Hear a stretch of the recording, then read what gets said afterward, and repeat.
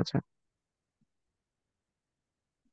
আলহামদুলিল্লাহ রব্বিল আলামিন ওয়াসসালাতু ওয়াসসালামু আলা আশরাফিল আমবিয়া ওয়াল মুরসালিন ওয়া আলা আলিহি ওয়া আসহাবিহি ওয়া মান তাবিআহুম বিইহসানিন ইলা ইয়াউমিদ্দিন।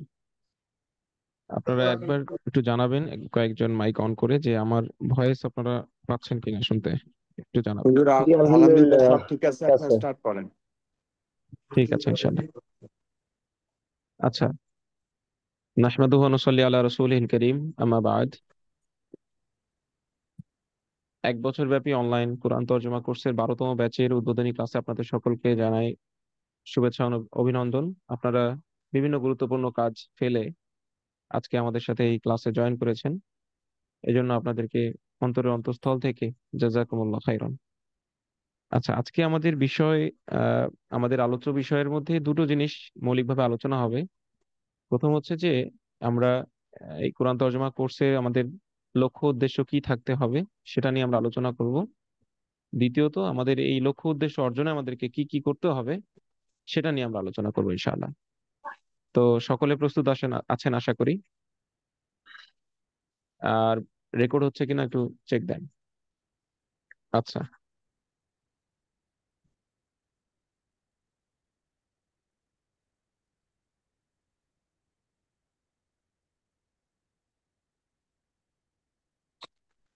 আচ্ছা, ক্যামেরা ঠিক আছে।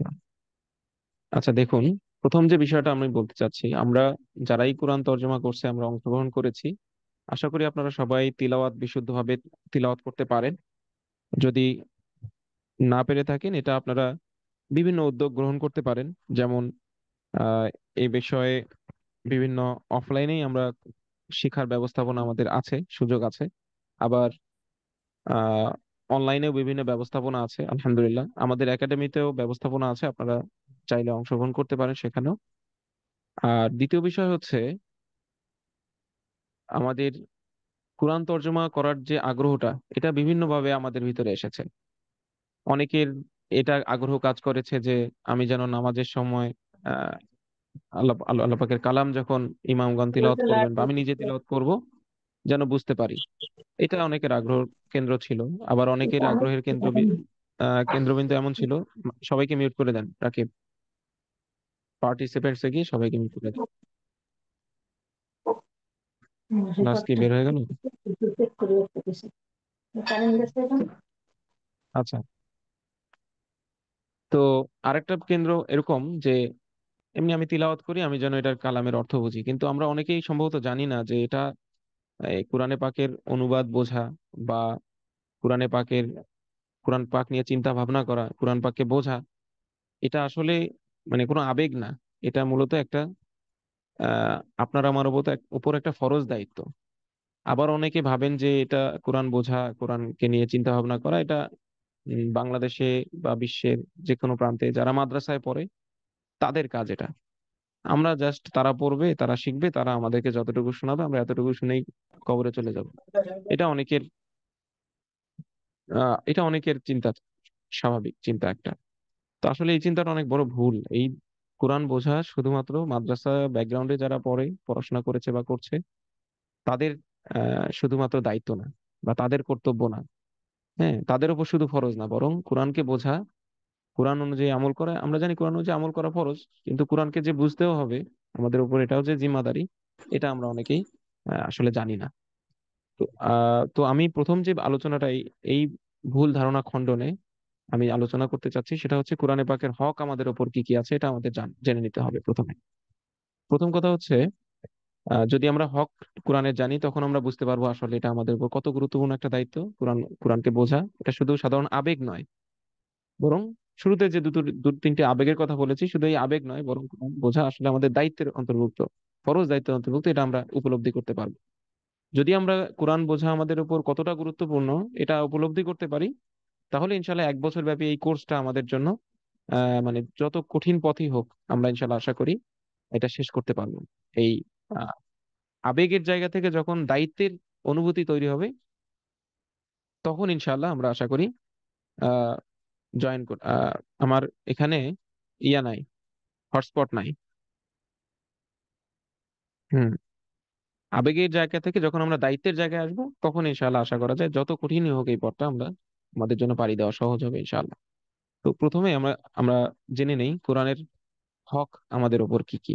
আমরা জানি বাবা মায়ের হক, সন্তানের হক, স্বামী স্ত্রীর হক শুনেছি। তো কোরআনের হকটা আমাদের সামনে আসলে স্পষ্ট না, আমাদের জানা দরকার সবার আগে। আচ্ছা, আপনারা বলতে পারেন যে এটা কোরআন তর্জমার কোর্স, এখানে কোরআনের হক নিয়ে এগুলো আলোচনার কি প্রয়োজন? আসলে প্রয়োজন ওই ওই কারণে যে আমরা যেন আগ্রহটা আমাদের, যে আগ্রহ নিয়ে আমরা আবেগ নিয়ে ভর্তি হয়েছি, এই আবেগটা যেন আহ আবেগের জায়গা থেকে দায়িত্বের অনুভূতির জায়গায় আসে, তখন এটা সাস্টেইন করবে ইনশাআল্লাহ। তো রাকিব একটু দেখেন ক্যামেরাটা এই পাশে হেলে গেছে, এই পাশে দিতে হবে, ডান পাশে। হ্যাঁ, ইয়া সহ, সেট আপ সহ, হয়। তো প্রথম হক হচ্ছে কোরআনে পাকের আমাদের ওপর, আল্লাহ পাকের কালামের খুব সহজ, এটা আমাদের জানা কথা, সেটা হচ্ছে কোরআনের প্রতি ঈমান আনা। কোরআনের প্রতি ঈমান আনা, ঈমান আনাটার বিভিন্ন দিক আছে। কোন কোন বিষয়কে কেন্দ্র করে কোরআনের প্রতি ঈমান আনতে হবে, কোরআনের প্রতি ঈমান আনাকে কি বোঝায়, বলতে কি বোঝায়, এটা একটা ব্যাখ্যা সাপেক্ষ বিষয়। তো আমি কয়েকটা পয়েন্ট বলি আপনাদের, এটা পয়েন্ট আউট করে দিই, আপনারা নোট করতে পারেন। সেটা হচ্ছে কোরআনকে, কোরআনের প্রতি ঈমান আনার একটা পয়েন্ট হচ্ছে কোরআন একদম নিঃসন্দেহে আল্লাহ পাকের কাছ থেকে এসেছে। হুম, কোনো জিন, কোনো জাদুকর, কোনো মানবের এটা তৈরি নয়। আল্লাহ পাক সরাসরি এটা পাঠিয়েছেন কার প্রতি? হযরত মুহাম্মদ মুস্তাফা সাল্লাল্লাহু আলাইহি ওয়াসাল্লামের প্রতি। এবং এটা আর কারো প্রতি অবতীর্ণ হয়নি এবং হবে না। হ্যাঁ, এই বিশ্বাস রাখা, এটা একটা। দুই নাম্বার হচ্ছে কোরআনের প্রতি ঈমান আনা, আরো অনেক পয়েন্ট আছে। যেমন আরেকটা পয়েন্ট আমি বলি, আহ কোরআনের যে প্রত্যেকটা আয়াত আছে, হ্যাঁ, এই আয়াতের একটা হরফও, একটা নুক্তাও এখন পর্যন্ত পরিবর্তন হয়নি, এটা পুরোপুরি সংরক্ষিত আছে। এই অন্তরে এই ধারণা এবং বিশ্বাস রাখা অনেক। আপনারা বলবেন যে এগুলো কেউ বিশ্বাস রাখে না, আসলে রাখে না। পুরো পৃথিবীতে এমন অনেক অসংখ্য মুসলিম দাবিদার আছে, অনেক গোষ্ঠী আছে, অনেক সম্প্রদায় আছে, যারা বিশ্বাস করে যে কোরআন যেভাবে নবীজির প্রতি নাজিল হয়েছিল এখন এইভাবে সংরক্ষিত নেই। এটা তো ঈমান ভঙ্গের একটা কারণ। এটা কোরআনের হক যে কোরআনকে বিশ্বাস করতে হবে এখনো আমাদের কাছে ওভাবেই সংরক্ষিত যেভাবে নবীজির কাছে এসেছিল। আচ্ছা, তারপরে আরো একটা ঈমান আনার বিষয় আরেকটা পয়েন্ট হচ্ছে কোরআনের প্রত্যেকটা যে বিধান আছে, এই যেমন ধরুন কঠিন কঠিন কিছু বিধান যদি আমি বলি, রজম, পাথর মেরে হত্যা, তারপরে হত্যার বদলে হত্যা, হ্যাঁ, এই জাতীয় অনেক বিধিবিধান আছে কোরআনের, যেগুলো আহ আপাত দৃষ্টিতে আমাদের বিবেকে এটাকে আহ কঠিন মনে করে, কঠোর মনে করে। এগুলো অনেকে, এটা জাস্ট মনে হতে পারে কঠোর, কিন্তু কেউ অনেকে বলে যেটা বর্বর, এটা আদিম যুগীয় পদ্ধতি শাস্তির, এই সেই, এই যে, এবং অপছন্দ করে, পর্দার বিধানকে অপছন্দ করছে। কোরআনের আছে ধরুন যে সলাতের বিধান আছে, এটা অপছন্দ করছে, খুব বেশি অপছন্দ করে জিহাদের বিধানকে। হ্যাঁ, তো এই বিধানকে অস্বীকার করে বসছে, অস্বীকার করছে, অথবা অপছন্দ করতেছে, অস্বীকার, আহ ঘৃণা করছে। তো তখন এটা কোরআনের প্রতি ঈমান আনা, যে ঈমান আনার মধ্যে এটাও দাখিল যে কোরআনের প্রত্যেকটা বিধানকে আহ সবচেয়ে যুগোপযোগী, সবচেয়ে বেশি বান্দার প্রতি সুবিচার মনে করতে হবে। হ্যাঁ, এবং বান্দার উপকারী, বান্দার জন্য উপকারী মনে করতে হবে, বিশ্বাস করতে হবে এটাকে। এর বিপরীতে যদি কোরআনকে অনুপযোগী মনে করা হয়, কোরআনকে কোরআনের যে কোনো একটা বিধানকে অস্বীকার বা অবিশ্বাস কেউ করে, যে কোনো একটা আয়াতকে, যে কোনো একটা বিধানকে অস্বীকার বা অবিশ্বাস করা, পুরো কোরআনকে অবিশ্বাস করার নামান্তর। কারণ যে বিশ্বাস করে কোরআন আল্লাহ পাকের পক্ষ থেকে অবতীর্ণ এবং পুরোটাই এখন পর্যন্ত সংরক্ষিত, সে যদি একটা বিধানও অস্বীকার করে, একটা আয়াতও অস্বীকার করে, তাহলে বোঝা যাবে সে বিশ্বাস করে কোরআন সংরক্ষিত না, বা সে বিশ্বাস করে কোরআন এটা আল্লাহর পক্ষ থেকে এসেছে, এটা আল্লাহর পক্ষ থেকে আসেনি, বা এটা আল্লাহ পাক ইনসাফ করেছে, এটা জুলুম করেছে। তো যে ব্যক্তি বিশ্বাস করবে যে আল্লাহ পাক জুলুম করে, সে তো কাফির হয়ে যাবে স্বাভাবিক। তো কোরআনের প্রথম হক ঈমান আনা, ঈমান আনার মধ্যে এই পয়েন্ট গুলো আছে। এবং কোরআনের প্রতি ঈমান আনার আরো একটা পয়েন্ট এরকম যে কোরআন অবতীর্ণ হওয়ার পরে, কোরআনের পূর্বে অবতীর্ণ যত শত আসমানি কিতাব আছে সবগুলো রহিত হয়ে গিয়েছে। মানে এর কোরআন আসার পরে কোরআন ছাড়া অন্য কোনো কিতাব, আসমানি কিতাব অনুসরণের কারো কোনো অধিকার নেই। এভাবে খ্রিস্টান যারা আছে, ইহুদি যারা আছে, তারা কাফির এ কারণে যে তারা কোরআনকে অস্বীকার করেছে।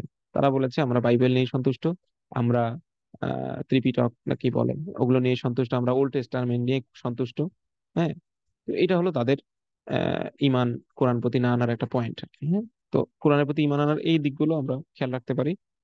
তো এটা আরো অনেক বিস্তৃত আলোচনা আমি একদিন ইনশাল্লাহ আপনাদেরকে নিয়ে আমরা প্রত্যেক সপ্তাহে এরকম একটা লাইভ, শুক্রবার করে আমরা লাইভ আলোচনার মজলিস করব, এবং খুবই গুরুত্বপূর্ণ গুরুত্বপূর্ণ টপিক যেটা আমাদের ইমান আমলের জন্য জরুরি হবে, আমরা এটা ইনশাল্লাহ আলোচনা করব।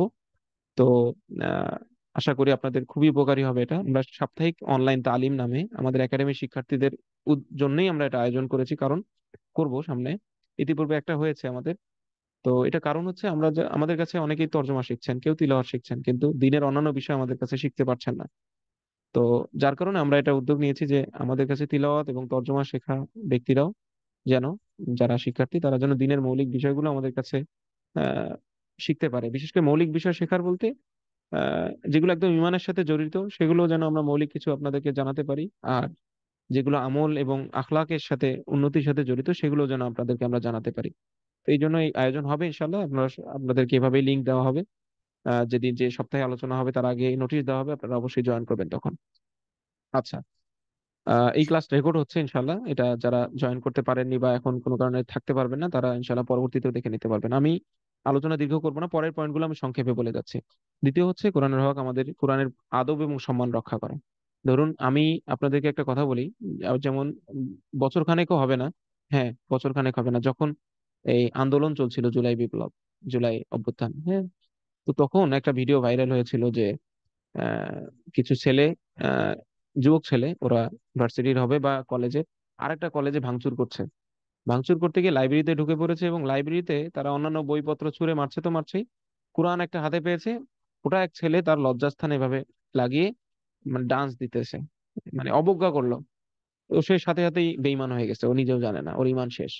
হ্যাঁ, ওকে আবার পুনরায় কালিমা পড়ে ইমান নবায়ন করতে হবে, প্লাস ওর যদি বিবাহ থাকে তা বিবাহ ভেঙে গেছে, ওকে আবার নতুন করে বিবাহ করতে হবে। এরকম অসংখ্য বিধান আছে কোরআনের আদব এবং সম্মান রক্ষা সংক্রান্ত। তো এটা পড়ে যাওয়া কোরআন, কেউ পড়ে গেল, গুরুত্বই দিল না, অন্যান্য বইয়ের মতো মনে করলো। এটা কোরআনের হক যে কোরআন অনেক শ্রদ্ধার সাথে, অনেক ভালোবাসার সাথে সবচেয়ে উঁচু স্থানে রাখা, এবং সবচেয়ে যত্নের সাথে রেহালে নিয়ে পড়া বা উঁচু জায়গা নিয়ে পড়া, পবিত্র অবস্থায় স্পর্শ করা, আহ, এরকম অনেক অসংখ্য। তারপরে গিলাফ দিয়ে ঢেকে রাখা, আদব সম্মান রক্ষার্থে যা যা কিছু করা যায় সেটা করা। আমরা অনেকে করি কি, আমাদের বাড়ির আদব রক্ষা করতে গিয়ে সবচেয়ে উঁচু স্থানে আমরা রাখি কোরআনকে, রেখে দেই কোথায়, ফ্রিজের ওপর, বা দেখা যায় বড় আলমারি আছে সেটার উপর। এবং বাসায় এই ধুলা পড়ে যায় কোরআনে, যেগুলো এই সেলফের উপরে থাকে, বিশেষ করে আলমারির উপর বা হোয়াইট রেপের উপর রেখে দেয়, মাস কা মাস ওভাবে পড়ে থাকে। আর মাকড়সার জাল হয়ে যায়। আমি ঢাকায় এক জায়গায় গিয়েছিলাম, এক বাসায়, কোনো কারণে, তো ওখানে গিয়ে দেখি যে কোরআন তার ওই কি বলে আলমারি, স্টিলের আলমারি, সেটার উপরে আছে, আর মাকড়সার জাল ধরছে ওটাতে। তো এটা কোরআনের আদব সম্মানের পরিপন্থী। তো কোরআনের হক হচ্ছে বিভিন্নভাবে এটার আদব সম্মান রক্ষা করা। তৃতীয় বিষয় হচ্ছে কোরআনের নিয়মিত তিলাওয়াত করা। তো এই বিষয়টা দেখেন, আপনারা আশা করি যেহেতু আপনারা তর্জমা কোর্সে অংশগ্রহণ করছেন, আশা করি আপনারা তিলাওয়াত করেন বা তিলাওয়াত পারেন। এখন প্রথম কাজ হচ্ছে আপনাদের তর্জমা কোর্সের জন্য শর্ত আমি বলে দিচ্ছি আপনাদের।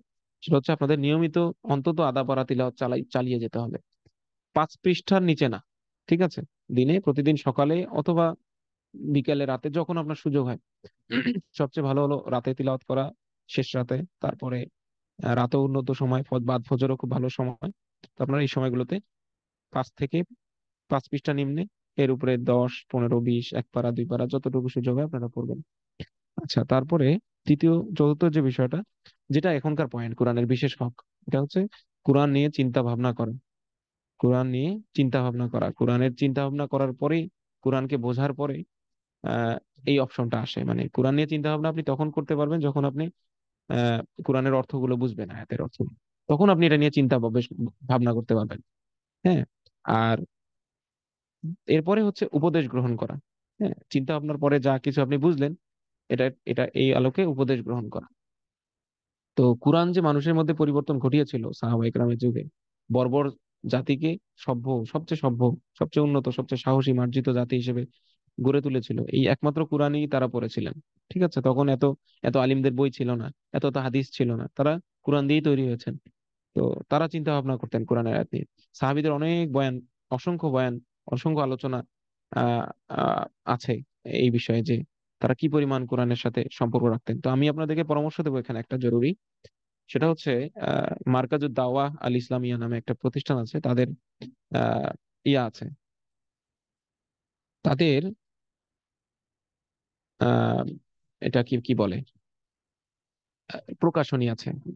তো ওই প্রকাশনীর একটা বই আছে, সাহাবায়ে কেরামের জীবনে কুরআনুল কারীম। ঠিক আছে, এই বইটা আপনারা সংগ্রহ করবেন, সবাই বাধ্যতামূলক সংগ্রহ করবেন। খুবই পাতলা বই, 100 টাকার কাছাকাছি নিতে পারে। এটাতে দেখবেন আপনারা সাহাবায়ে কেরামের বিভিন্ন দিক থেকে এই হক, যে 7টা হক আমি আলোচনা করবো, এটা তারা কিভাবে আদায় করতেন। আশা করি আপনারা রাস্তা পাবেন। ঠিক আছে, বিস্তারিত আলোচনার পরিবর্তে এটা আমি সংক্ষেপে বলে দিলাম। তো এখানে চিন্তা ভাবনা এবং তাদাব্বুর যেটা কোরআনকে নিয়ে, কোরআনে আছে অনেক আয়াত, যেমন আউযু বিল্লাহি মিনাশ শাইতানির রাজিম বিসমিল্লাহির রহমানির রহিম আফালা ইয়াতাদাব্বারুনাল কুরআন আম আলা কুলুবিন আকফালুহা। আল্লাহ পাক বলেন যে তারা কি কোরআন নিয়ে চিন্তা গবেষণা করে না, নাকি তাদের অন্তরে অন্তর সমূহে তালা সমূহ রয়েছে অন্তরে। তো এই এই যে আল্লাহ পাক এটা তিরস্কার করেছেন। আবার কোরআনে আছে আহ এরকম অসংখ্য আয়াত আছে কোরআনে, যে যেন বান্দারা কোরআন নিয়ে কি করে, আফালা তাকিলুন অনেক অসংখ্য আয়াত আছে। তো কোরআন আরেকটা বিশেষ আয়াত আছে, লিয়াদাব্বারু আয়াতিহি ওয়া লিয়াতাযাক্কারা উলুল আলবাব। কোরআনকে আল্লাহ পাক তার নবীজির প্রতি নাজিল করেছেন এই কারণ হিসেবে বর্ণনা করেন। আল্লাহ পাক কোরআনে বলছেন যে লিয়াদাব্বারু আয়াতিহি, যেন তারা এর আয়াত সমূহ নিয়ে চিন্তা গবেষণা করে। ওয়া লিয়াতাযাক্কারা উলুল আলবাব, এবং উলুল আলবাব যারা, মানে যাদের বুদ্ধি বিবেক আছে, তারা যেন উপদেশ গ্রহণ করেন। তো কোরআন উপদেশ গ্রহণের জন্য নাজিল হয়েছে, কোরআন হলো আয-যিকর, উপদেশ। ঠিক আছে, তো এটার জন্য কোরআন নিয়ে চিন্তা ভাবনা করা, কোরআন থেকে উপদেশ গ্রহণ করা, এটা প্রথম ধাপ হচ্ছে কোরআনের অনুবাদ বোঝা, মৌলিক অনুবাদটা বোঝা। একজন আরব বেদুইন, যে গ্রামের আরব, সে আরবি ভাষা জানার কারণে যতটুকু কোরআন বোঝে এতটুকু কোরআন যেন আমরা বুঝতে পারি। দ্বিতীয়ত, চিন্তা ভাবনা করার আগে আমরা একটা কাজ করতে পারি, সেটা হচ্ছে আহ কোরআনের কোনো আয়াতে খটকা লাগলে, এটা কিছু কিছু আয়াত আছে যেখানে আপনি স্বাভাবিক মানুষ, একজন সাধারণ মানুষ ওখান থেকে সহজেই শিক্ষা নিতে পারে। যেমন আসমানের জমিনের নিদর্শন আল্লাহ পাক বর্ণনা করছেন, বা আল্লাহ পাক বিভিন্ন সহজ কিছু উদাহরণ বর্ণনা করছেন, এগুলো যে কোনো কেউ, একদম দুর্বল মেধার মানুষও বুঝতে পারবে। আর এটা তো আপনি অনুবাদ বুঝলেই বুঝতে পারছেন, কিন্তু কিছু জায়গা আছে বিধান সংক্রান্ত, হ্যাঁ, 500টার মতো আয়াত আছে বিধানের। এগুলোতে শুধু আপনার অনুবাদে বোঝার উপর রিলাই করে ফতোয়া দিলে হবে না, বা একটা বুঝ গ্রহণ করলে হবে না, বরং যেগুলো ফিকহি বিধান, মাসালা মাসাইল সংক্রান্ত বিধিবিধান, সেগুলো আরো বিস্তৃত ব্যাখ্যা তাফসিরের বইগুলোতে দেখে নিতে হবে। যে কোনো জায়গায় খটকা লাগবে, আমরা তাফসিরের কিতাবাদি, বাংলাতে অনেক অসংখ্য তাফসিরের কিতাব অনুবাদ হয়েছে, সেগুলো আহ সবচেয়ে ভালো হয় কোনো আলিমের কাছে শুরু থেকে শেষ তাফসির পড়া। আর যদি না সুযোগ হয় তাহলে তাফসিরের বই সংগ্রহ করে রাখা। হুজুর কথা এটা আমরা শোনা যায় ইনশাল্লাহ না। আপনাদের কথা শোনা যাচ্ছে না রাকিব। আসলে অন্যরাও দু একজন বলতে পারেন, আসলে আওয়াজ কি অফ হুজুর হয়ে গেছে নাকি? হুজুর কথা শোনা না না, যাচ্ছে না। অন্য কথা অন্যরা আমি অন্য শুনতেছি। অন্য জায়গায় না না, কথা সবাইকে মিউট শোনা করে দাও যাচ্ছে তো। সুন্দরভাবে। এই জন্য অ্যামালগেট হয়ে গেছে। আচ্ছা, আপনি শুনতে পাচ্ছি। পুনরায় শুরু সবাইকে করেন। মিউট করে দাও, ওই রাকিব আর মিউট একটা অপশন গ্রুপে নাই, ঢুকছে, সেখানে পাইছো? স্টুডেন্টরা মিউট অন। কেউ শুনতে পাচ্ছে না। শোনা যাচ্ছে, কোনো সমস্যা নেই। আমি শুনতে আচ্ছা, পাচ্ছি, কোনো সমস্যা নেই। আমিও শুনতে পাচ্ছি, মাশাআল্লাহ, সমস্যা হচ্ছে না। জি জি, আলহামদুলিল্লাহ, সমস্যা নেই। শুনতে পাচ্ছি। মিউট আসসালামু অপশন পাইছো, আলাইকুম। পার্টিসিপেন্টস এর ভিতরে আছে। শায়েখ, ওনাদের নেটের সমস্যা, এজন্য ওরা শুনতে পাচ্ছে না। আচ্ছা, হ্যাঁ, এটা এটা ভালো কথা বলেছেন। অনেকের নেট আপনি একটা কাজ করতে পারেন, যিনি শুনতে পাচ্ছেন না তিনি লিভ নেবেন আগে, লিভ নিয়ে আবার জয়েন করবেন, তখন আশা করি শুনতে পারবেন। আচ্ছা, আমার ফোনে কেন পাচ্ছে না ইয়া নেটওয়ার্ক? আসসালামু আলাইকুম হুজুর, আমি একটু কথা বলি। ওয়ালাইকুম আসসালাম। বলেন, আঠারো জি জন এটা। 18 জন 18 জন স্টুডেন্ট আপনাদের ওই গ্রুপে ঢুকছে। ওইখানে অডিওতে তারা চিল্লাচিল্লি করতেছে। আমিও একজন স্টুডেন্ট, আমি আপনাদের এই গ্রুপে ঢুকতে পারছি, কিন্তু ওরা রাকিব গ্রুপ চেক ওই দাও নাই? গ্রুপে ছিলাম আমি, ওখান থেকে এখানে চলে আসছি। ওদেরকে নিউজ দিয়ে বলেন ওরা সবাই বন্ধ করে একটা এখানে গ্রুপে চলে তুমি আসুক। লিংক দিছো, ওই ছোট লিংকটা। দুই দুই গ্রুপে দাও নাই? দেখো তো গ্রুপে কি বলছে নাকি। আচ্ছা, আমরা একটু ওয়েট করি, হ্যাঁ, আলোচনা হচ্ছে ইনশাল্লাহ, কেবল 10টা 27 বাজে হয়ে যাবে, শেষ হবে ইনশাল্লাহ। আচ্ছা, আপনার নাম বলবেন যিনি এই সমস্যাটার কথা বললেন, আর কোন গ্রুপে সমস্যা হচ্ছে, মানে দেখুন, আমাদের যারা ভর্তি হয়নি তাদেরকে নিয়ে আলাদা একটা গ্রুপ আছে, সেখানে আমরা লিংক পাঠাইনি। তাদেরকে আমরা লাইভ ক্লাসের পরে আমরা রেকর্ডটা পাঠিয়ে দেবো, যে তারাও যেন দেখতে পারে। কারণ আমাদের 300 জন পার্টিসিপেন্টের সীমাবদ্ধতা আছে, এই যে জুম যেটা দিয়ে আমরা ক্লাস করাচ্ছি, সময় সীমাবদ্ধতা নেই, পার্টিসিপেন্টের সীমাবদ্ধতা আছে। তো আপনাদের এটা জরুরি জানিয়ে রাখি যে আলহামদুলিল্লাহ এই 12তম ব্যাচে আমরা প্রায় 200 জন শিক্ষার্থী নিয়েই আমরা শুরু করছি। আলহামদুলিল্লাহ সুম্মা আলহামদুলিল্লাহ। এটা আল্লাহ পাকের অনেক বড় অনুগ্রহ যে আহ, আমাদেরকে আপনাদের খেদমতে আল্লাহ পাক আমাদেরকে কাজে লাগিয়েছেন।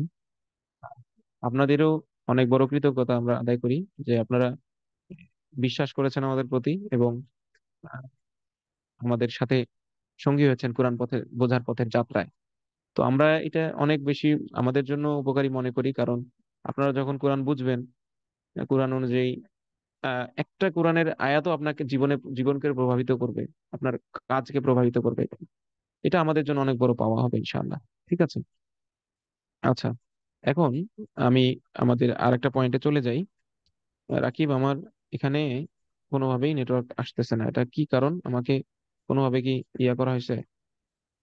নো ইন্টারনেট অ্যাক্সেস দেখাচ্ছে। হ্যাঁ, এটাতে কানেক্টেড আছে? আচ্ছা, না এটাতে কানেক্টেড নেই, কোনোভাবেই সম্ভব না এটা।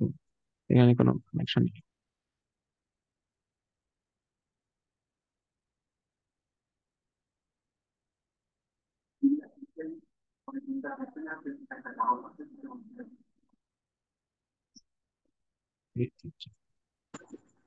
ক্লাস চলছে, করে দাও। জি। আচ্ছা, আমরা পরে আলোচনা চলে যাই, আমাদের একটু ডিস্টার্ব হলো। আমরা আসলে ভয়েস না দিয়ে আমরা টেক্সট দিই, এটা খুবই ডিস্টার্ব হয়ে যায় ক্লাসের মধ্যে। ঠিক আছে, আপনারা সবাই মিউট করে ফেলেন যাতে আমাদের সবার ক্লাস দেখতে সুবিধা হয়।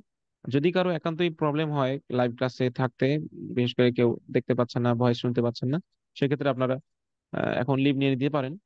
পরবর্তীতে আবার ওভাবেই লিঙ্ক দিয়ে জয়েন করতে পারেন। লিঙ্কটা আরেকবার গ্রুপে তুমি পাঠিয়ে দিও, ঠিক আছে?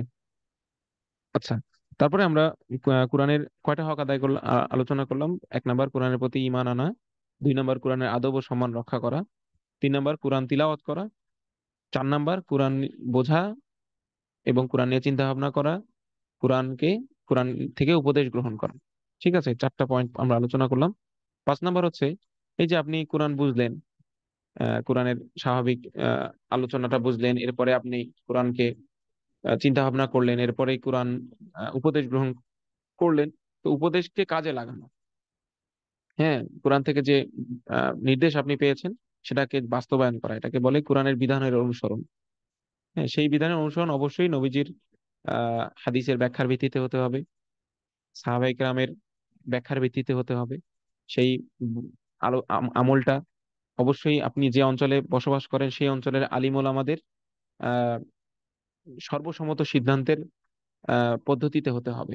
ঠিক আছে, মন গড়া কোনো পদ্ধতি, আহ নিজের অঞ্চলের সর্বসম্মত ওলামা কেরাম কেরাম স্বীকৃত নয় এমন পদ্ধতিতে কোরআনের বিধানের অনুসরণ করা যাবে না। ঠিক আছে।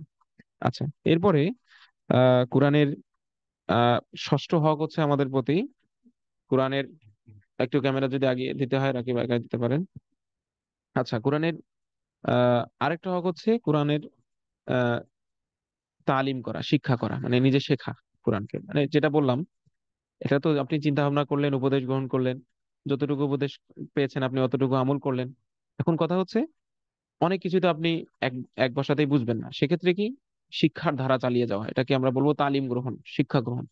হ্যাঁ, একদম একদম গভীর ভাবে, মানে এটাকে কি বলবো আমি, নিয়মতান্ত্রিক ভাবে আপনি কোরআনের তালিম গ্রহণ, শুরু তো তিলাওয়াত দেওয়া হয়, এরপর তর্জমা তর্জমা দেওয়া হয়, এরপরে বিধানাবলী ব্যাখ্যা তাফসীর পড়া। হ্যাঁ, এবং নিয়মতান্ত্রিক ভাবে এটাকে পড়া। এমন না যে বই খুলে বসলাম একটু 5 মিনিট পড়লাম আলহামদুলিল্লাহ, নিয়মতান্ত্রিক ভাবেই কোরআনকে বোঝার জন্য ব্যাপক পড়াশোনা করা, এটা কোরআনের একটা হক। আচ্ছা, তারপরে একটা হক হচ্ছে আহ নিজেকে এবং নিজের অধীনস্থদেরকে, আপনি যা কিছু বুঝেছেন, যা কিছু আমল করছেন, এটা নিজের মধ্যে এবং নিজের অধীনস্থ যারা আছে, আপনার বাড়ির সন্তানাদি, আপনার বড় ছোট যারাই আছে আপনার আপনার অধীনের মধ্যে, আপনি যার বিষয়ে ক্ষমতাবান, ইভেন আপনি যদি আপনার বাবা মার বিষয়ে ক্ষমতাবান হন, আপনি এটা প্রয়োগ করবেন। তাদেরকে কোরআনের তালিম এবং শিক্ষা থেকে বঞ্চিত করবেন না, তাদেরকে কোরআনের তালিম দেওয়ার, কোরআনের তালিম, কোরআনের শিক্ষা গ্রহণ করার, আল্লাহ পাকের বিধানাবলীর শিক্ষা গ্রহণ করার ব্যবস্থা করে দিতে হবে আপনাকে। এটা তাদের হক আপনার উপর, এবং এটা কোরআনেরও হক যে তাদের পর্যন্ত আপনি কোরআনকে পৌঁছাবেন। আর লাস্ট একটা বিষয় যে শুধু অধীনস্থ নয়, এটা সপ্তম হক কোরআনের, অষ্টম হক যে শুধু নিজে শেখা নিজে আমল করা এবং নিজের অধীনস্থদেরকে শেখানো এবং আমল করতে বাধ্য করা, এটুকুতেই সীমাবদ্ধ না থেকে সারা দুনিয়ার সমস্ত মানুষ, সেটা মুসলিম হতে পারে কাফির হতে পারে, যেই কোরআন থেকে গাফেল, যেই কোরআন থেকে বিস্তৃত দূরে সরে গেছে তাদের, বা কোরআনে বিশ্বাস করে না তাদেরকে বিশ্বাস করানো, যারা কোরআনের কোরআন তিলাওয়াত পারে না তাদেরকে তিলাওয়াত শেখানোর ব্যবস্থা করা, যারা তর্জমা বোঝে না তাদের তর্জমা শেখানো, যারা কোরআনের ব্যাখ্যা বোঝে না, হ্যাঁ, তালিম শিক্ষা জানে না তাদেরকে শিক্ষার ব্যবস্থা করে দেওয়া, এবং আহ এইগুলো দাওয়াত দেওয়া। এখন আপনি বলবেন আমি কিভাবে, আমি তো পরিবার এবং অধীনস্থদের কথা তো বুঝলাম, পরিবারে কিভাবে আপনি আদায় করবেন? যেমন দিনী বইপত্র আপনি জোগাড় করে দিবেন কোরআনের, কোরআনের বলতে কি মানে দিনের দিন শেখার যে কোনো বইপত্র। যেমন আমি আপনাদের একটা মাসাইলের বইয়ের কথা বলি, খুব আপনাদের উপকার হবে, আপনারা এই বইটা সংগ্রহ করবেন। আহ বইটার নাম হচ্ছে ইসলামী জীবন বিধান। ইসলামী, হ্যাঁ, জীবন বিধান, খুব রিসেন্ট ছেপেছে এটা, এটা আমার কাছেও আছে। আহ এগুলো আমার লেখা বই না কিন্তু, বা আমরা ব্যবসাও করি না বলছি তাই। দারুল ফিকির বইটা খুব সুন্দর হয়েছে, ইসলামী বিধিবিধান জানার জন্য একটা একটা বই যদি আপনার ঘরে থাকে, এটা মোটামুটি যথেষ্ট হবে ইনশাআল্লাহ। ঠিক আছে। আচ্ছা, এটা গেল মানে মাসালা মাসাইলের জন্য খুব উপকারী হবে। আরেকটা বই মানে ইমান সংক্রান্ত, যদি আপনি মোটামুটি একটা ভালো ধারণা লাভ করতে চান, এবং ইমান ভঙ্গের কারণ জানতে চান, ঠিক আছে, এগুলো নিয়ে আমরা একটা এক একটা বয়ানের আয়োজন করবো ইনশাল্লাহ। আমি বিস্তৃত পড়াশোনা করে আপনাদেরকে মূল পয়েন্ট গুলো 100 বই খুঁজে পড়ে যেটা মৌলিক পয়েন্ট গুলো আমি পাবো, এটা নিয়ে আমরা সপ্তাহে তালিম করবো ইনশাল্লাহ। তো যেমন একটা বই আছে কিভাবে হব আল্লাহ সর্বশ্রেষ্ঠ গোলাম, এই বইটা রিসেন্ট ছেপেছে, মুফতি মৌলানা সফিউল্লাহ ফুয়াদ হুজুর তর্জমা করেছেন, পাকিস্তানের একজন লেখক লিখেছেন। তো এই বইটা খুবই আপনাদের সংগ্রহ করা একদম ফরজ পর্যায়ে, আপনারা এটা সংগ্রহ করতে পারেন। এরকম আহ কোরআনের বিধিমালাবলী এগুলো আপনি নিজে সংগ্রহ করবেন, নিজে পড়বেন, অধীনস্থ থেকে পড়াবেন। আরো ভালো হয়, সবচেয়ে ভালো হয় যদি নিজে আলিমদের তত্ত্বাবধানে দিন শেখেন। ঠিক আছে। আলিমদের তত্ত্বাবধানে দিন শেখা মানে মাদ্রাসায় গিয়ে শেখা না, বরং আলিম আছেন তার কাছে আপনি পরামর্শ নেবেন যে আমি দিনের বিষয়ে শিক্ষা অর্জনে আগ্রহী, আমি কিভাবে আগাতে পারি। হ্যাঁ, যেমন আমাদের কাছ থেকে আপনারা পরামর্শ নিতে পারেন। আমাদের এখানে যারাই আমরা আছি পরিচালনার সাথে, শিক্ষকতার সাথে, সবাই আলহামদুলিল্লাহ সবাই মাওলানা, আলিম, মুফতি, মুহাদ্দিস আছেন আছেন মুফাসসিরও আছেন, তাফসির শিখেছেন দীর্ঘ সময় ধরে। আপনারা আমাদের কাছ থেকে সহযোগিতা নিতে পারেন। যেহেতু আমরা এমনিতেও আপনাদের শিক্ষক হয়ে গেছি অলরেডি, তো আমরা অবশ্যই চেষ্টা করব আপনাদের মন মানসিকতা বুঝে, আপনাদের প্রত্যেকের হালত বুঝে আপনাদেরকে সঠিক গাইডেন্স দেওয়ার। আর আমরা খুব দ্রুতই একটা কোর্স নিয়ে আসছি সামনে, পর্যায়ে পূর্ণাঙ্গ দিন শিক্ষা কোর্স নামে ইনশাআল্লাহ। তো ওটা 6 মাস কিংবা 1 বছরের ধারাবাহিক একটা কোর্স হবে, সেখানে একদম আকীদা থেকে নিয়ে শুরু করে যত বিধান আছে একদম আখলাক পর্যন্ত, ইমান, আকীদা, ইবাদত বন্দেগী, এরপরে সামাজিক রুলিংস ইসলামের, এরপরে লেনদেন সংক্রান্ত বিধিবিধান, এরপরে অন্তরের বিভিন্ন আমল আছে, এগুলো এগুলো সবগুলোর একটা জামে মানের আমরা একটা কোর্স, আমি দীর্ঘদিন থেকে এটা কাজ করছি এটা নিয়ে। এটা ইনশাল্লাহ খুব বড় আকারে আমরা এটাকে আনবো ইনশাল্লাহ। তো তখন আপনারা এটাকে অংশগ্রহণ করতে পারেন। আপাতত যদি কোনো কোর্স পান ভালো, সেখানে অংশগ্রহণ করতে পারেন। আর চাইলে সবচেয়ে ভালো হয় ফিজিক্যালি আলিমদের কাছ থেকে পরামর্শ নিয়ে নিয়ে আগানো, সেটা আমাদের কাছে আপনারা পরামর্শ নিতে পারবেন, সমস্যা নেই। আর এরপরে আহ যারা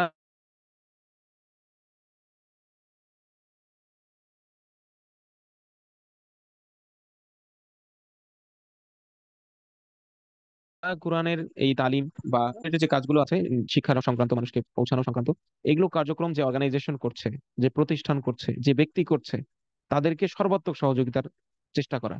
যদি শুনেন যে অমুক প্রতিষ্ঠান কোরআনকে নিয়ে খুব কাজ করছে, তাদের ডোনেশন দরকার, আপনি ভরপুর ডোনেশন করেন। যদি দেখেন অমুক ব্যক্তি দিনরাত পরিশ্রম করছেন কোরআনের দাওয়া মানুষের কাছে পৌঁছানোর জন্য, এবং তিনি ডোনেশন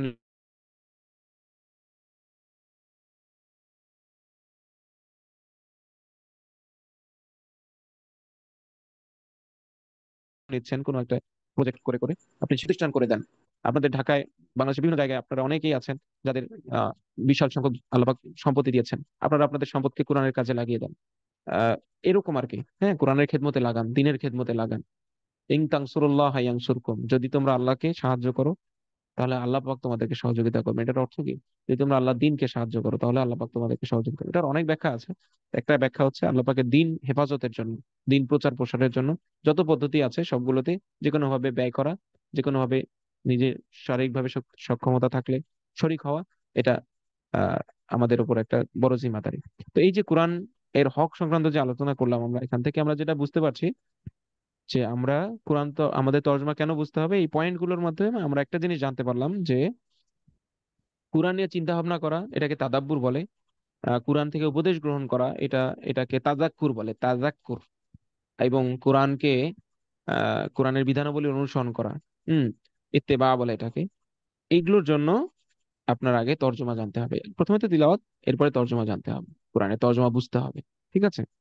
আচ্ছা, যখন আপনি তর্জমা বুঝবেন, তিলাওয়াত তাদাব্বুর করবেন, তাজাক্কুর করবেন, উপদেশ গ্রহণ করবেন এবং নিজে আমল করবেন, তখন দেখবেন ইনশাল্লাহ বাকি যে হুকুক গুলো আছে কোরআন রিলেটেড, সব ইনশাল্লাহ খুব কোনো সুন্দরভাবে সাউন্ড আদায় হবে। পাওয়া যাচ্ছে না, সাউন্ড শোনা যাচ্ছে না। আপনার নাম বলবেন,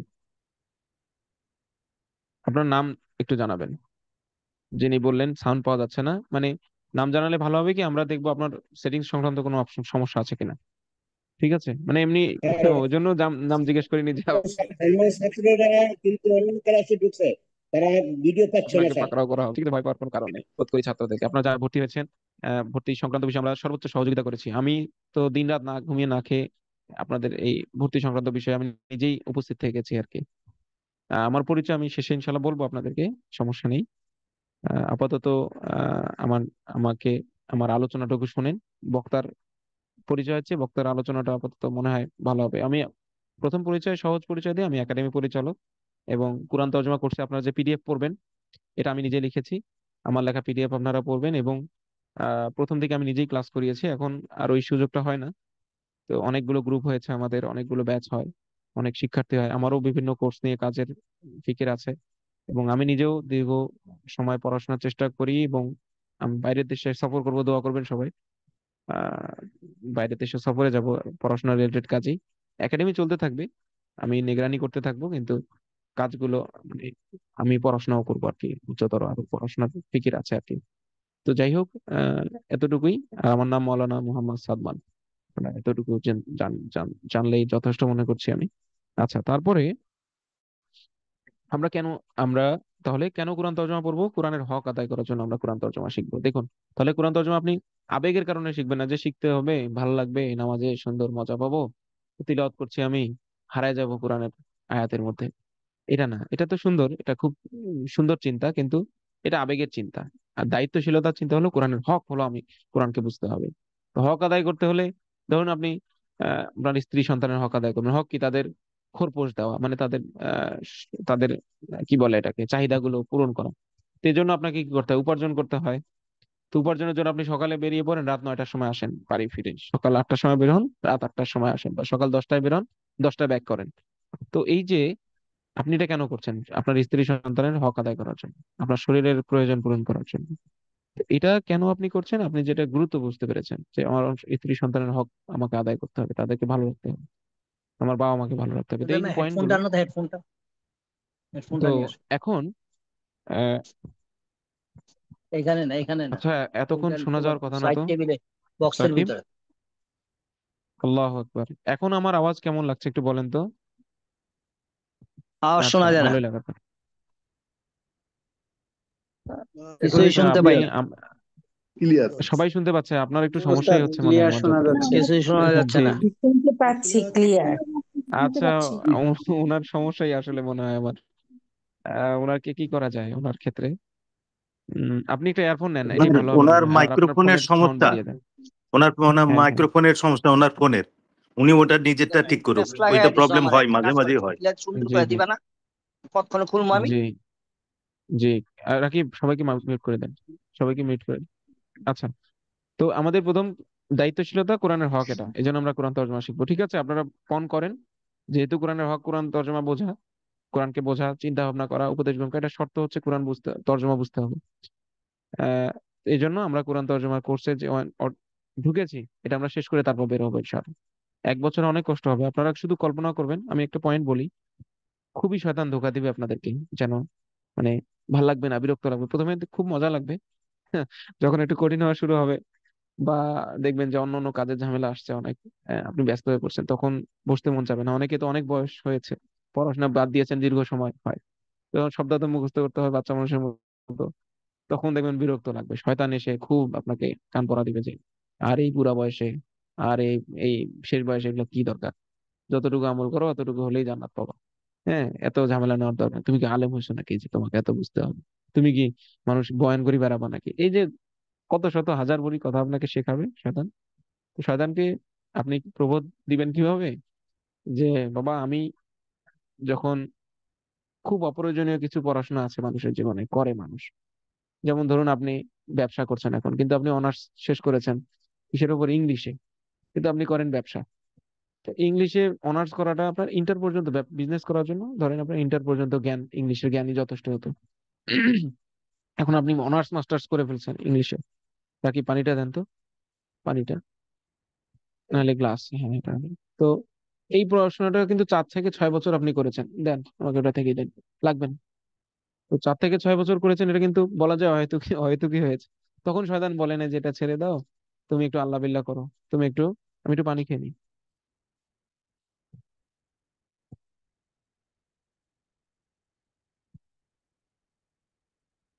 তো তখন শয়তান কিন্তু বলেনি যে তুমি একটু আল্লাহ বিল্লাহ করো, এগুলো করে কি হবে জীবনে। তো ওকে বলবেন যে বাবা দেখো, আমি এতদিন এই হয়তো বিভিন্ন পড়াশোনা করছি, পেপার পড়ছি, নোবেল পড়ছি, উপন্যাস পড়ছি, তখন তো তুমি কিছু বলো নাই। আজকে কোরআন বুঝতেছি দেখে, কোরআন পড়ছি দেখে তুমি, কোরআন বোঝার চেষ্টা করছি দেখে তুমি মাথা খাইতে আসছো, তুমি এখান থেকে সরো। তারপর আউযুবিল্লাহ পরে, বিসমিল্লাহ পরে নিজের উপর ফুক দিবেন, হ্যাঁ, উজু করে নিবেন, দেখবেন শয়তান ভাগছে। ঠিক আছে? আর শয়তানকে আবার ইয়া করবেন কিভাবে, যে আমার এটার উপর হক, আমার উপর এটা, আমার হক আদায় আমাকে সচেষ্ট হতে হবে, নাহলে আমি পাকড়াও হব। ঠিক আছে? তো তখন আপনার শয়তানের ধোঁকাগুলো আপনার ইনশাল্লাহ কেটে উঠতে পারবেন। আচ্ছা, এরপরে আমি, এটা তো বুঝলাম আমরা কোরআনের আমাদের কেন তর্জমা বুঝতে হবে। এরপরে দেখুন, আল্লাহ তাআলা তার সাথে বান্দাদেরকে কানেকশন করার জন্য দুটো জিনিস দিয়েছেন। একটা হচ্ছে তার রসূলকে পাঠিয়েছেন, হযরত মুহাম্মদ মুস্তাফা সাল্লাল্লাহু আলাইহি ওয়াসাল্লাম, সকলে দরুদ শরীফ পড়ি, সাল্লাল্লাহু আলাইহি ওয়াসাল্লাম কে পাঠিয়েছেন। আর দ্বিতীয় হচ্ছে তার সাথে তার কালামকে পাঠিয়েছেন। দেখুন, তার হাবিবকে পাঠিয়েছেন কি দিয়ে? তার কালামকে দিয়ে। মানে আপনি সব, আপনি আপনার কাউকে আপনি পাঠাচ্ছেন কারো কাছে, সবচেয়ে আপনি যাকে ভালোবাসেন তাকে তার মাধ্যমে পাঠাচ্ছেন। এবং আপনার নিজের ভয়েস, আপনি মানে ধরুন নিজে হাতে লিখে কোনো চিঠি লিখেছেন, সেটা আপনি পাঠিয়ে দিচ্ছেন। কতটা গুরুত্বপূর্ণ বিষয়টা।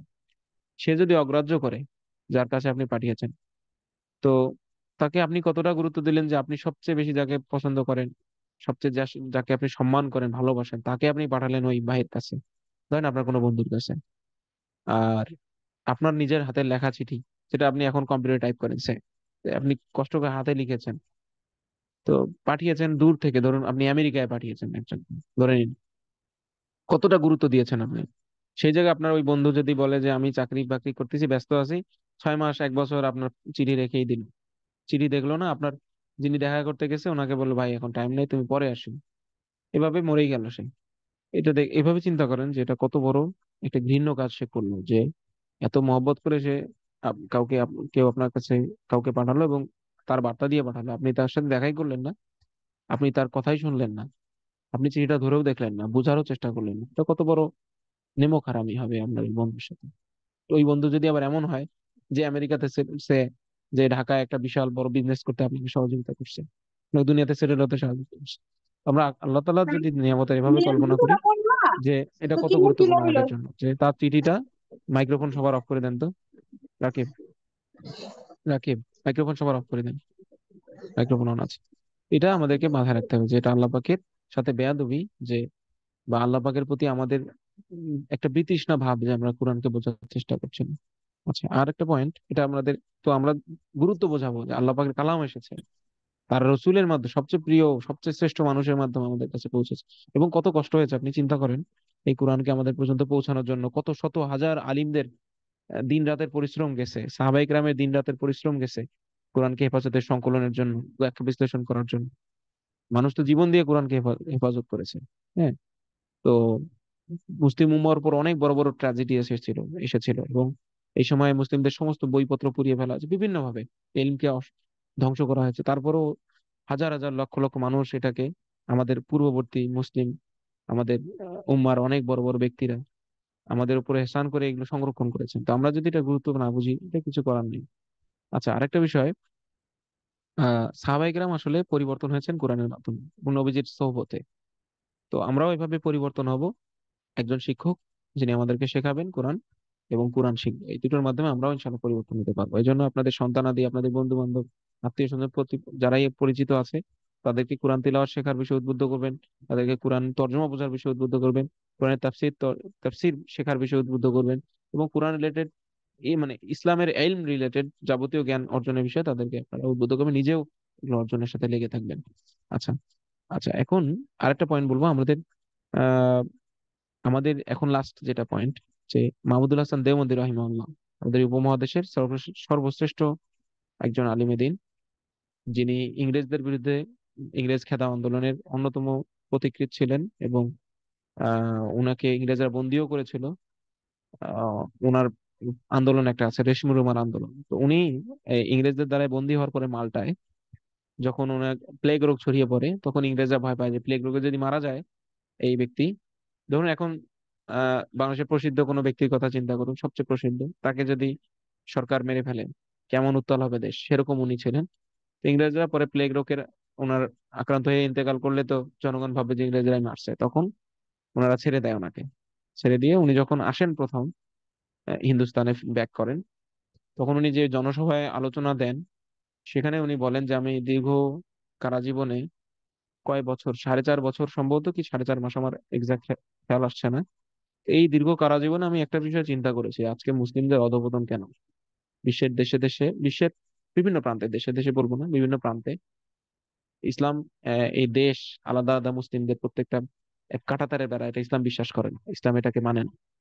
হ্যাঁ, যেমন আপনি চিন্তা করেন, বাংলাদেশে ঢাকায় ঢুকতে আপনাকে পাসপোর্ট দিতে হবে, চিটাগাঙে ঢুকতে পাসপোর্ট দিতে হবে। এটা যেমন আপনার কাছে অস্বাভাবিক লাগে, ইসলামের কাছে অস্বাভাবিক লাগে যে মুসলিম উম্মাহ, ধরুন সৌদি আরব, কাতার, বাহরাইন, আরব আমিরাত, এগুলো কিন্তু একই মুসলিম জাতি, এরা সবাই আহ আরবি ভাষী, সবাই একই সংস্কৃতি সবার। তারপর এরা কাঁটাতারের বেড়া দ্বারা আলাদা।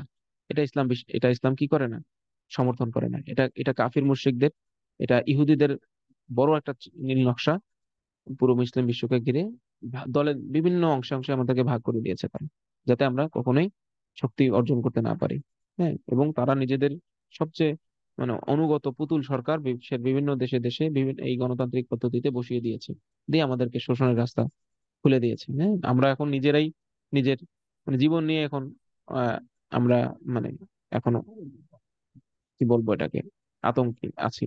আর সেই জায়গায় ইসলাম আমাদেরকে বলেছিল যে তুমি নিজে যতটুকু ইসলাম পেয়েছো, যে ভূখণ্ডে পেয়েছো, এটাকে এক্সপ্যান্ড করো, বৃদ্ধি করো, এবং মানুষকে দাওয়া পৌঁছাও। এখন আমরা নিজেরাই হারায় ফেলছি ইসলাম, মানুষকে কি পৌঁছাবো। তো এখানে আমাদের আহ উনি বলেছেন যে দুটো কারণে মুসলিমদের অধঃপতন আমার কাছে মনে হয়। সেটা হচ্ছে, প্রথম, মুসলিমরা কোরআন থেকে দূরে সরে গেছে। মুসলিমরা তিলাওয়াত শেখে না, তিলাওয়াত শিখলেও তিলাওয়াত করে না, তিলাওয়াত করলেও তর্জমা বোঝে না, তর্জমা শেখে না, তর্জমা বুঝলে শিখলেও কোরআনের চিন্তা ভাবনা গবেষণা করে না। এর মধ্যে আমিও আছি। আমি বুঝি তর্জমা এবং শেখাই, কিন্তু আমি নিজে চিন্তা ভাবনা কম, গবেষণা কম করি। তো এরকম আহ বা করি না বলতে পারেন। আল্লাহ পাক যেন আমাকে তৌফিক দেয়, আপনাদেরকে তৌফিক দেয়। তো এটা আমাদেরকে উনি বলছেন যে এই বিষয়গুলো, এবং কোরআনের দাওয়াত তালিম নেই। হ্যাঁ, এটা একটা কারণ মুসলিমদের অধঃপতন। আর একটা হচ্ছে মুসলিমদের ঐক্য বিনষ্ট হয়ে গিয়েছে। ঐক্য বিনষ্ট হওয়া বলতে একটা দেশের মধ্যে মুসলিমদের ঐক্য বোঝাননি উনি, পুরো পৃথিবীর মুসলিমদের আহ জাতিগত ঐক্য যেটা, এই ঐক্যটা বিভিন্ন কারণে বিনষ্ট হয়েছে।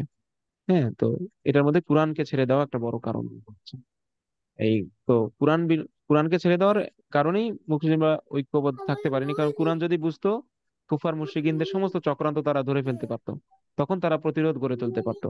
প্রতিরোধ গড়ে তুললে এই মুসলিমদের ঐক্য বিনষ্ট হতো না, প্রতিরোধে ঐক্য তৈরি হয়। যেমন জুলাই অভ্যুত্থানের সময় প্রতিরোধ হয়েছে, তখন সারা বাংলাদেশের মানুষ ঐক্যবদ্ধ হয়েছে, আপনারা জানেন। প্রতিরোধ বিপদে মানুষ ঐক্যবদ্ধ হয়। মুসলিমরা আজকে প্রতিরোধ ছেড়ে দিয়ে বি- কি বলে বিচ্ছিন্ন হয়ে গেছে পরস্পর থেকে। তো যাই হোক, তো আমরা যদি আবার কোরআনের শিক্ষায় ফিরে আসি, কোরআনকে চর্চার জায়গায় ফিরে আসি, কোরআনকে আমাদের অনুষঙ্গ বানাই জীবনে, তাহলে ইনশাল্লাহ আমাদের এই বিপদ খুব দ্রুতই কাটবে। দেখবেন আমাদের মধ্যে থেকে আরেক সালাউদ্দিন আইবি তৈরি হবে। সালাউদ্দিন আইবি তো আইবি হয়েছে কোরআন পড়ে, কোরআন বোঝে। ওমর তো ওমর হয়েছেন কোরআন বোঝে। আবু বকর তো আবু বকর হয়েছেন কোরআন বোঝে, রাদিয়াল্লাহু আনহু।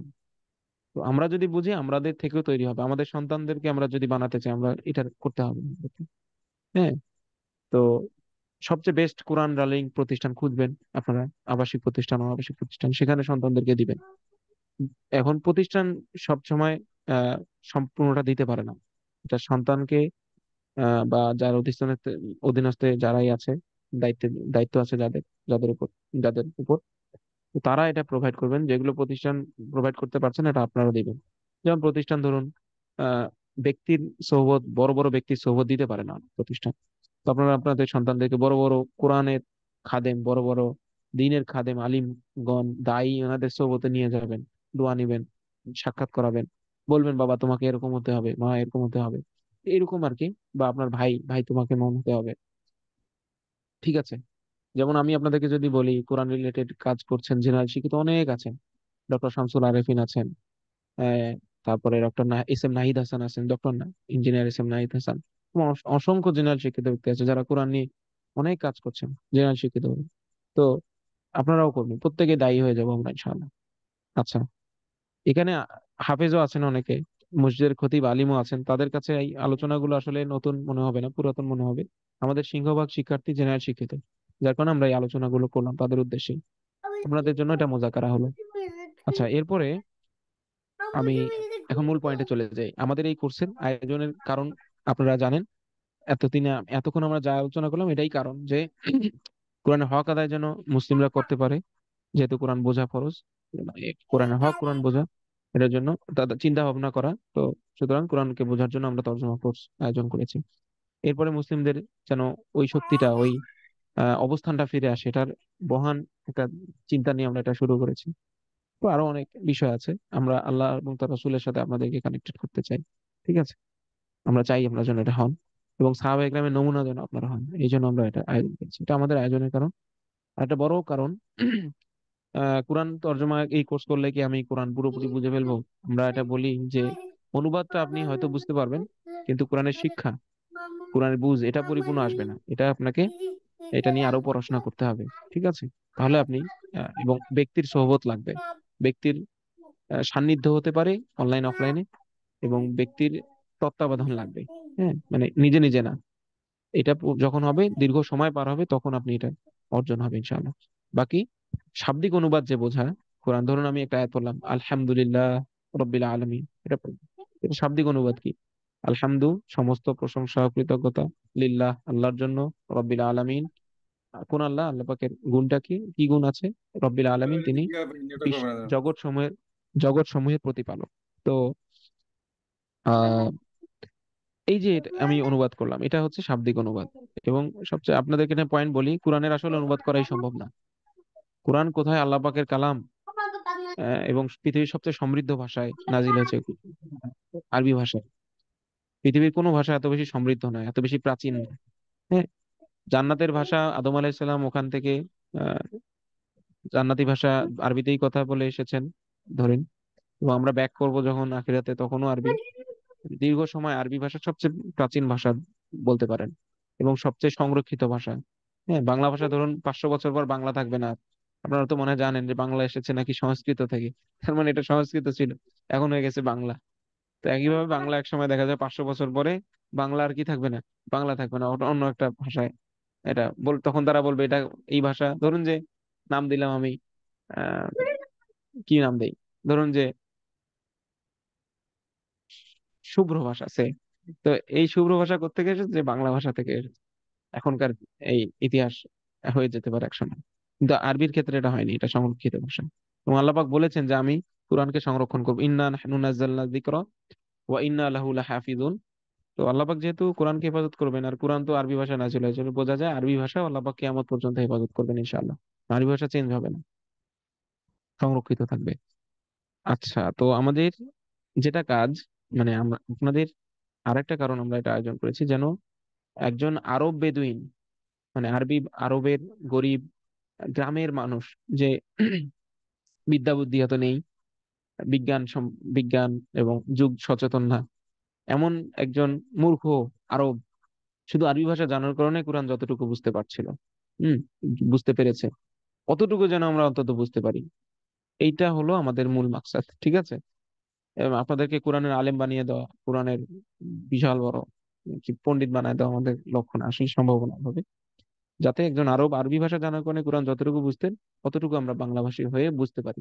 এটা হলো প্রথম ধাপ আমাদের কোরআন বোঝার পথে, প্রথম ধাপ। এরপরে আরো অনেক ধাপ অতিক্রম করে কোরআনের বোঝাকে পরিপূর্ণ করতে হবে।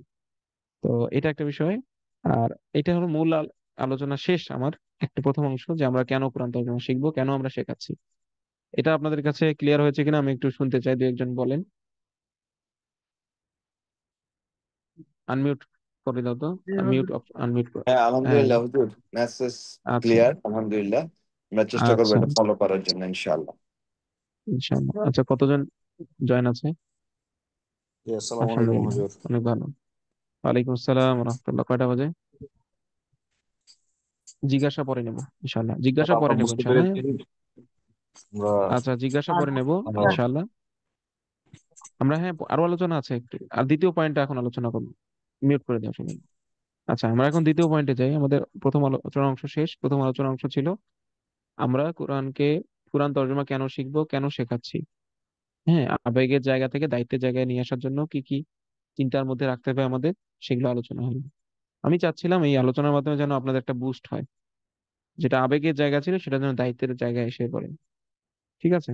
কারণ কোরআন, কোন একটা ভাষা আয়ত্ত করা কিন্তু সহজ না, এবং কোরআনের ভাষা আয়ত্ত করা আরো মোটামুটি সহজ, তারপরও কঠিন। তো এটা যেন আপনারা আহ একটু উৎসাহ পান, এর জন্য মূলত এই প্রথম আলোচনা করা। দ্বিতীয় বিষয় হচ্ছে আমাদের এখন কোরআন তর্জমা শেখার জন্য করণীয় কি। ঠিক আছে? কোরআন তর্জমা শিখবো, এটা আমরা কি করলাম? আমরা পণ করলাম, প্রতিজ্ঞা করলাম যে হ্যাঁ, আমি আবেগ নিয়ে আসছিলাম ঠিক, কিন্তু দেখতে চাইছিলাম কি, দেখি কেমন হয়, পারবো নাকি পারবো না। আপনাদেরকে একটা পয়েন্ট বলি, আপনারা কোরআন তর্জমা শেখার জন্য আমার, মানে এটা আমার বিশ্বাস, এর চেয়ে ভালো কোনো ব্যবস্থাপনা আপনারা পাবেন না। মানে আল্লাহ পাক আমাদের দ্বারা এই কাজটা নিয়েছেন। মানে কোরআন বোঝার জন্য, 1 বছরের মধ্যে কোরআন তর্জমা আয়ত্ত করার জন্য এর চেয়ে ভালো কোনো কোর্স, আমি যখন এই কোর্স শুরু করি তখন আমি প্রায় বাংলাদেশের সমস্ত একাডেমি, বিদেশের অনেক একাডেমি আমি সার্চ করেছি, দেখেছি তাদের পদ্ধতি, ইভেন বই সংগ্রহ করেছি সবগুলো, যারাই কোর্স করাচ্ছেন সবার বই আমি সংগ্রহ করেছি। আহ যেমন জুবায়ের হুজুর আছেন একজন, কুরানিক আরবিক, কুরাবিক নামে একটা ওনার প্রতিষ্ঠান আছে। এরপর কোর্স আছে। এরপরে কি নাম ওনার, উস্তাজ, স্মরণই নেই নামগুলো, যাই হোক কয়েকটা প্রতিষ্ঠান এগুলো পরিচালনা করে। তো তাদের আমি সংগ্রহ করেছি। এটা সিবাওয়ে একটা প্রতিষ্ঠান আছে, তারা শেখায়, মানে আরবি ভাষাই শেখায়, কোরআনের আয়াতও তারা অনেক বেশি শেখায়। এরপরে আহ কোরআনের ভাষা শিক্ষা ইনস্টিটিউট আছে। আমি নাম বললাম এগুলোর, ভয় নেই আমাদের কোনো, মানে বলছি আপনাদেরকে, আপনারাও চেক দিতে পারেন। এগুলোর চেয়ে অনেক আমরা আত্মবিশ্বাসী যে আমরা এগুলোর চেয়ে অনেক বেশি যত্নের সাথে, অনেক বেশি সহজে, অনেক বেশি পূর্ণাঙ্গতার সাথে, মানে অনেক বেশি উন্নত ভাবে আমরা ইনশাল্লাহ কোরআন তর্জমা আপনাদেরকে আয়ত্ত করাবো ইনশাল্লাহ, এই কোর্সের মাধ্যমে আপনারা করতে পারবেন। এর চেয়ে ভালো কোনো অপশন কোরআন তর্জমা শেখার বিষয়ে আপাতত বাংলাদেশে আপনারা আমার মনে হয় খুঁজে পাবেন না। তারপর আপনারা যদি চেষ্টা খুঁজে বের করতে পারেন আমার জন্য খুব ভালো হয়, আপনারা অবশ্যই জানাবেন। আমরা ওখান থেকে শিক্ষা গ্রহণ করে ওনাদেরকে আমরা আরো ক্রস করার চেষ্টা করবো ইনশাআল্লাহ। ঠিক আছে? আচ্ছা, এখন আমাদের দিক থেকে আমরা সর্বোচ্চ চেষ্টা করব আপনাদেরকে সবচেয়ে সুন্দরভাবে পিডিএফ গুলো তৈরি করে দেওয়ার, সবচেয়ে সুন্দরভাবে ক্লাসগুলো নেওয়ার, হ্যাঁ, উম, সুন্দরভাবে সব ব্যবস্থাপনা রাখার। এখন বাকিটুকু আপনাদের কাছে, মানে শেখার বিষয়টা, সময় দেওয়ার বিষয়টা, এটা আপনাদের হাতে। যেমন আপনাদের হাতে কি কি আছে, প্রথমত হলো আপনাদের হাতে আছে ক্লাস করার সময় দেওয়া। তো ক্লাস হবে সপ্তাহে 3 দিন, শনি সোম বুধ অথবা রবি মঙ্গল বৃহস্পতি। আচ্ছা, এখানে একটা পয়েন্ট বলে নিই। আহ, আপনারা দেখেছেন যে ফর্মের মধ্যে 9টা থেকে 10টা একটা ছিল সময়, আর একটা হলো 10টা থেকে 11টা ছিল। শনি সোম বুধবার কোন 3 দিন করবেন ওটা সিলেক্ট করার অপশন ছিল, আর একটা ছিল এই সময় শিডিউল নির্ধারণ করা। তো আমাদের পুরুষদের কোনোভাবেই 9টা থেকে 10টার গ্রুপ হবে না, এটা আপনাদেরকে জানিয়ে রাখি। এটা সম্ভব না, কারণ দক্ষিণবঙ্গে যদিও সাড়ে 8টায় নামাজ হয়, জামাত হয়, কিন্তু উত্তরবঙ্গে, মানে বাংলাদেশের উত্তর দিকে প্রায় জায়গাতেই, ইভেন পঞ্চগড়ে যদি যাই, পঞ্চগড়ের শিক্ষার্থীও আছে আমাদের, তো তাদের 9টা 15-এ জামাত হয়, 9টার সময় জামাত হয় ধরে নিন। আমাদের যেমন রংপুর সদরে প্রায় জায়গাতেই 9টার সময় জামাত হয়। তো 9টার সময় জামাত হলে নামাজ পড়ে পড়ে আসতে আসতে 9:30। এরপরে আসি তো ক্লাস না বসে একটু প্রস্তুতি নেওয়ার বিষয় আছে, ক্লাসের পড়া রিভিশন দেওয়ার বিষয় আছে পূর্বের ক্লাসের। বা নতুন ক্লাসের পিডিএফটা একটু দেখার বিষয় আছে, বা যদি বলি খাওয়া দাওয়ার বিষয় আছে, কারণ 11টার সময় আপনি উঠবেন ক্লাস থেকে, তো পরে তো আর খাওয়া দাওয়াটা কষ্ট হবে। তো এই জন্য আমরা পুরুষদের ক্লাস 10টা থেকে 11টা হবে। সর্বোচ্চ আমরা যদি আগাই 15 মিনিট আগাবো, মনে হয় না প্রয়োজন আছে এখন। ঈশান নামাজ যদি 9টায় হয়, তার মানে ঈশান নামাজ 9:30টায় শেষ হলো, 9:30 থেকে 11টা পর্যন্ত জায়গা, এটা মানে গ্রীষ্মকালে এরকমই হবে।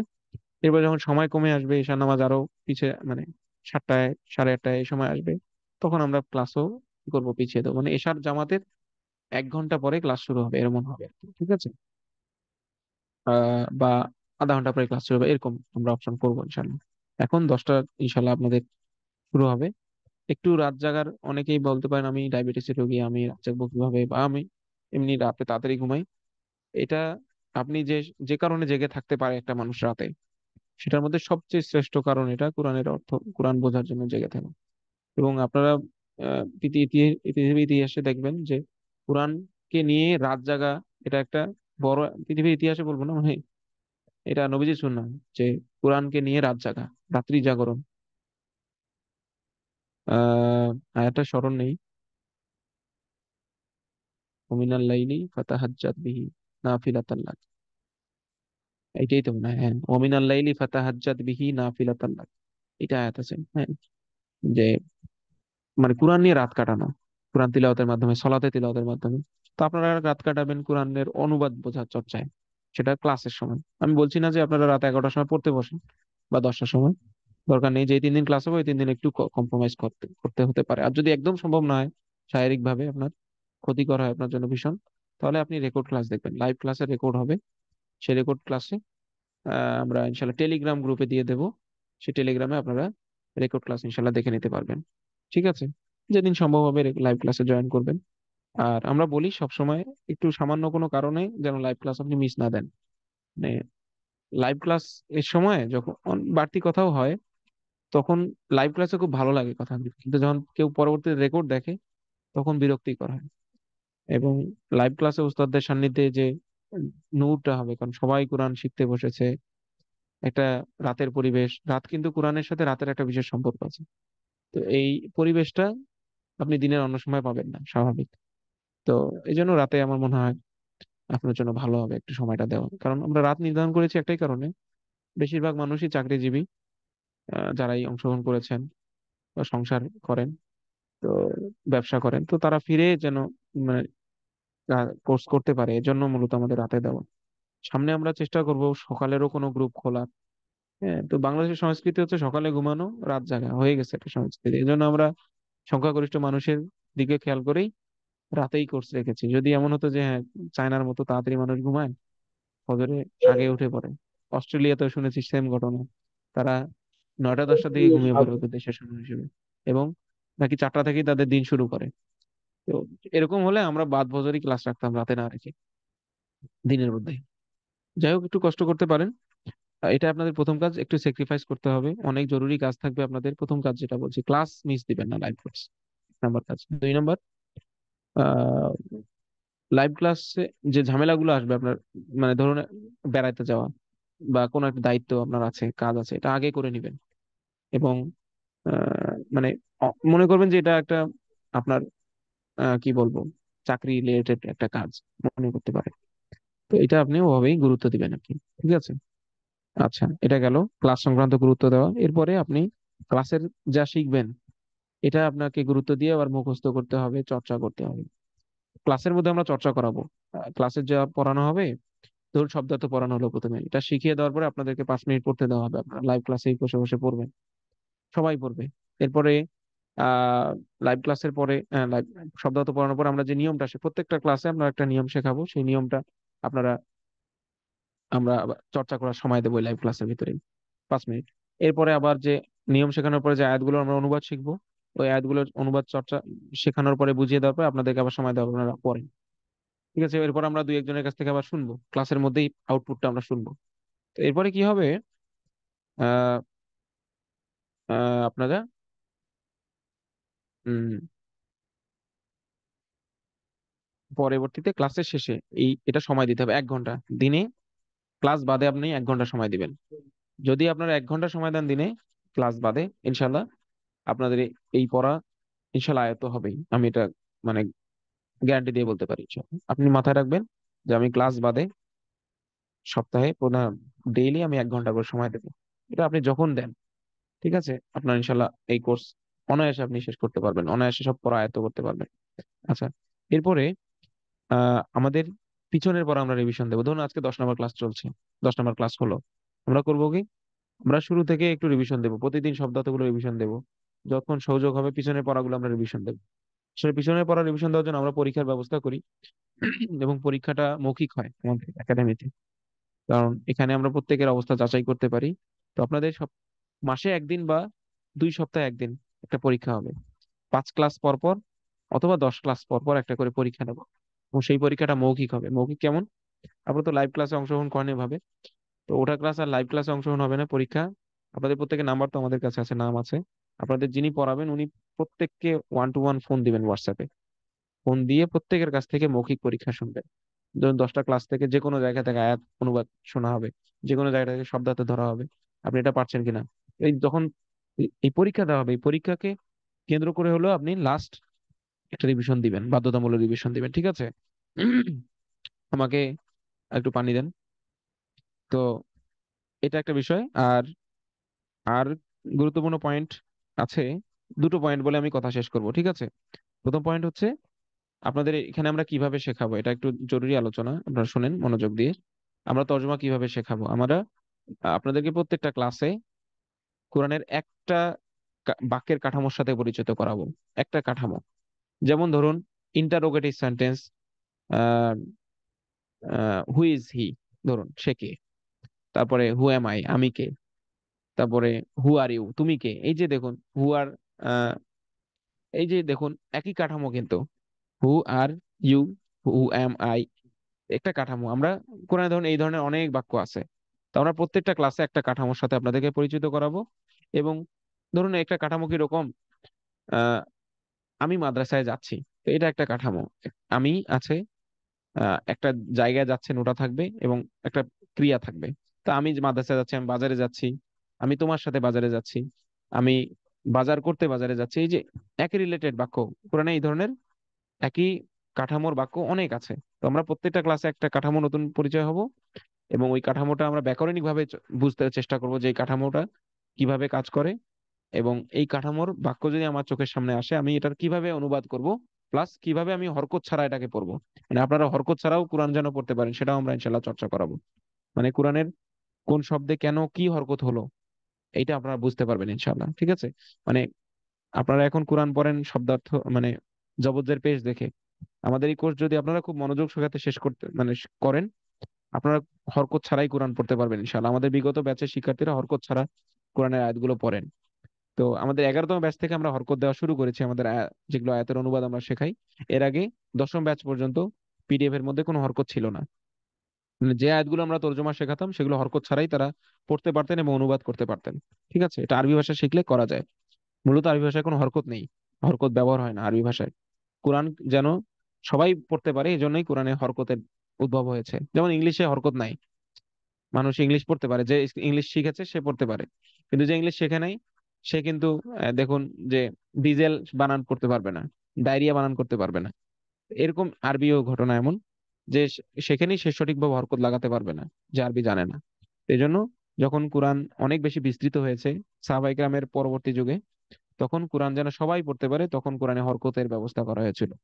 তো যাই হোক, হরকত ছাড়াও কোরআন বোঝার একটা এবিলিটি আপনাদের তৈরি হবে। শুধু কোরআন বোঝা না, দিনই যে কোনো বই, বিশেষ করে হাদিসের কিতাব হতে পারে, আরবি ভাষার যে কোনো বই হতে পারে, আপনারা আশা করি বুঝবেন, কাঠামো বুঝবেন অবশ্যই। আর শব্দার্থ যদি কোনো কিছু না বোঝেন তখন আপনারা ডিকশনারি সহযোগিতা নিলে আপনারা যে কোনো আরবি বইয়েরও মর্ম উদ্ধার করতে পারবেন ইনশাআল্লাহ, এটা আশা করছি আমি। আচ্ছা, আর লাস্ট বিষয় আমরা কিভাবে শিখবো, এটা আমি পয়েন্টটা শেষ করছি, সেটা হচ্ছে, তো প্রথমে আমরা শব্দার্থ শেখাবো কিছু, ধরুন 20টা বা 15টা শব্দার্থ পড়াবো। শব্দার্থগুলো কোনগুলো পড়বো, যে আয়াতগুলো আমরা অনুবাদ চর্চা করব, ওই আয়াতগুলোতে যে শব্দার্থগুলো ব্যবহার হয়েছে সেই শব্দার্থগুলো আমরা প্রথমেই চর্চা করব, ঠিক আছে। এক বচন এবং বহু বচন ওই শব্দের, এটা আপনাদেরকে পড়িয়ে দেওয়া হবে এবং আপনারা পড়বেন, বুঝিয়ে দেওয়া হবে কিভাবে মুখস্থ করবেন সবকিছু। এরপরে আপনাদের আমরা একটা কাঠামোর সাথে পরিচিত করাবো, একই কাঠামোর 3-4টা কোরআনের আয়াত আমরা আনবো সামনে, এবং ওটাকে বিশ্লেষণ করব যে এই কাঠামো এভাবে কাজ করে, এটা এভাবে অনুবাদ করতে হয়। এটা বিশ্লেষণ ওখানে অনুবাদটাও লেখা থাকবে। তারপর নিচে তৃতীয় স্টেপে, ওই ক্লাসের মধ্যেই তৃতীয় স্টেপে পিডিএফ এর মধ্যে ওখানে আহ ওই ওই কাঠামোর আরো 20-30টা আয়াত থাকবে, মানে বিভিন্ন কোরআনে বিভিন্ন স্থান থেকে। যেমন দেখুন, একটা কাঠামো আমি যদি বলি, আনা ইউসুফু, আমি ইউসুফ, এটা কোরআনের আয়াত। তারপর আনাল্লাহু, আমি আল্লাহ, এটা কোরআনের আয়াত। তারপরে আহ আনা আবিদুন, হুম, আমি ইবাদতকারী। এগুলো কিন্তু একই কাঠামো, এটা প্রথম ক্লাসে আপনারা পড়বেন ইনশাল্লাহ এই কাঠামোটা। তো এই ধরনের কাঠামো, ধরুন প্রত্যেকটা ক্লাসে যে কাঠামোর সাথে আমরা পরিচিত হব, ওই কাঠামোর আরো 20-30টা আয়াত আমরা কোরআন থেকে ইনশাল্লাহ চর্চা করব। মানে কোরআনের আয়াত আমরা সংকলন করেছি একই কাঠামোর, ওগুলো আমরা চর্চা করবো। মানে প্রত্যেকটা ক্লাসে আপনার জাস্ট একটা নিয়ম শিখবেন, এবং ওই নিয়মটা আমরা কোরআনের 20-30টা আয়াতে ইনশাল্লাহ চর্চা করব। ফলে এটা আপনার অন্তরে গেঁথে যাবে। এবং ওই কাঠামো যত কোরআনের আয়াতে এসেছে, ধরুন আমরা তো চর্চা করবো 30টা আয়াত বা 40টা আয়াত, কোরআনে এসেছে 200 আয়াত বা 500 আয়াত, আপনি ইনশাল্লাহ কাঠামোটা বুঝতে পারবেন। তো আপনি যদি দেখুন, শুধু শব্দার্থ জানলে কোরআন অনুবাদ বোঝা যায় না। অনেক কোর্স আমরা দেখেছি যারা শব্দার্থ শিখিয়ে বলে যে আমরা কোরআন 80% আরবি শেখাচ্ছি, কোরআনের 80% বোঝার যোগ্যতা অর্জন হবে, হ্যাঁ 90% যোগ্যতা অর্জন হবে। এটা পুরোপুরি একটা ভ্রান্ত ধারণা। শুধু শব্দার্থ জানলে বোঝা যায় না। ধরুন আপনি আহ আমি যদি বলি যে ইংলিশের একটা বাক্য যদি বলি, he is going to school, তো গোয়িং এর আহ, সবগুলো আপনি অর্থ জানেন। সে হয় যাচ্ছে, হ্যাঁ, টু দিকে, স্কুল মানে স্কুল। এই যে শব্দগুলোকে কিভাবে সংযুক্ত করে বাক্যটাকে অনুবাদ করতে হবে, এটার জন্য আপনাকে বাক্যের কাঠামো বুঝতে হবে, নাহলে আপনি অনুবাদ করতে ঠিকভাবে করতে পারবেন না। তো একইভাবে কোরআনের অনুবাদ বোঝার জন্য এই কাঠামোটা বুঝতে হবে। তাহলে শব্দার্থ জানলে আপনি কোরআনের সঠিক বাক্যের অনুবাদ করতে পারবেন। মানে কোরআনটা যদি বাংলায় লেখা হতো, তাহলে যেমন অনুবাদ করা হতো মানে থাকতো, এটা বোঝা হচ্ছে, এটা বোঝার জন্য আপনাকে কাঠামো জানতে হবে। তো এই কাঠামো আমরা শেখাবো ইনশাল্লাহ। ঠিক আছে? এবং ব্যাকরণের যে টার্ম গুলো, প্রত্যেকটা আরবি ভাষার ব্যাকরণের যে টার্ম, সেগুলোর মগজগুলো আমরা আপনাদেরকে জানিয়ে দেবো। আমাদের এই পিডিএফ যেটা আপনারা পড়বেন, এখানে কোনো ব্যাকরণের টার্ম মুখস্থ করতে হবে না আপনাদেরকে। আমি আবারও বলছি, ব্যাকরণের কোনো টার্ম, যেটা আমরা স্কুলে পড়েছি, ভয়েস কাকে বলে, এই পার্ট অফ স্পিচ কাকে বলে, নাউন কাকে বলে, প্রনাউন এগুলো কিচ্ছু, মানে আরবি ব্যাকরণের এরকম টার্ম আছে, সেগুলো আপনাদেরকে মুখস্থ করাবো না আমরা। আমরা জাস্ট মগজ, কোরআনের বাক্যের কাঠামো বোঝার জন্য যতটুকু টার্ম জানতে হয়, কোরআনের অনুবাদ বোঝার জন্য যতটুকু টার্মের সাথে পরিচিত হতে হয়, আমরা এটা মৌখিকভাবে আপনাদেরকে পরিচয় করাবো। আমরা চর্চার উপর জোর দেই, ঠিক আছে, মুখস্থের উপর না। মুখস্থ শব্দার্থটা আমরা করতে বলি, কারণ মুখস্থ ছাড়া তো শব্দার্থের কোনো গতি নাই। তবে অনুবাদ চর্চার যে বিষয়, কাঠামো বোঝার জন্য যে বিষয়, ওখানে কোনো ব্যাকরণের টার্ম মুখস্থ করার কোনো চিন্তা করবেন না ইনশাল্লাহ। বেশি বেশি চর্চার মাধ্যমে আমরা আয়ত্ত করে ফেলবো ইনশাল্লাহ। আচ্ছা, আর লাস্ট বিষয়, কোর্স যদি আপনারা করতে না চান তাহলে কি করবেন? প্রথম তো, যদি শয়তানের প্রকোপ হয়ে থাকে, তাহলে অবশ্যই আপনারা আমাদের সহযোগিতা নেবেন, শিক্ষকের সহযোগিতা নেবেন। যে ওস্তাদ আমার ভালো লাগতেছে না, আমার খারাপ লাগছে, আমি পারতেছি না, বা আমার করতে মন চাচ্ছে না, এটা আমাকে একটু নসিহত করেন। এই প্রথম কাজ এটা। আপনারা কি বলবেন? আমাকে নসিহত করেন, ওস্তাজাকে বলবেন। শয়তান অনেক নসিহত করছে, এখন আপনি একটু নসিহত করেন। উস্তাদকে বলবেন, ওস্তাজাকে বলবেন, তখন ইনশাল্লাহ ওস্তাজা নসিহত করবে। আমাকে বলবেন, আমি দরকার একদিন তালিমের আয়োজন করে আপনাদেরকে আবার আমি উদ্বুদ্ধ করবো ইনশাল্লাহ। তো এরকম আমার ভয়েস আপনারা মাঝে মাঝেই পাবেন ইনশাল্লাহ গ্রুপে, ঠিক আছে? আমার ক্লাস পাবেন না, আমার ভয়েস পাবেন। আর আমার ক্লাস, আমি আরেকটা একটা মেইন ক্লাস আপনাদের করাবো, প্রথম ক্লাসটা ইনশাল্লাহ। আজকে যেমন সকল শিক্ষার্থীকে, নারী পুরুষ, শনি রবি সোম সবাইকে নিয়ে একসাথে ক্লাস হয়েছে, উদ্বোধনী ক্লাস, আমি প্রথম ক্লাসটা আপনাদের সবাইকে নিয়ে একসাথে করবো ইনশাল্লাহ, ঠিক আছে? তো তখন এই বকর বকর করবো না ইনশাল্লাহ। আজকে যেটা করলাম, জাস্ট আমরা তখন ক্লাসের আলোচনাই করব, শাস্ত্রীয় আলোচনাই করব, তর্জমা বোঝার জন্য, পিডিএফ বোঝার জন্য যা কিছু আলোচনা করতে হয়, এগুলোই করবো ইনশাল্লাহ। আজকে জাস্ট গল্প করলাম বলা যায় আপনাদের সাথে। আহ আশা করি প্রয়োজনীয় কথাই বলেছি, আল্লাহ পাক আমাকে বলার তৌফিক দিয়েছেন। তো কোর্স করতে না চাইলে এটা অবশ্যই ওস্তাদকে জানাবেন। এরপরে নসিহত বা আপনার চেষ্টা, আপনার পরামর্শ আপনাদেরকে দেওয়ার পরেও যদি কাজে না লাগে, তখন ভিন্ন পদ্ধতি হচ্ছে গ্রুপ চেঞ্জ করা।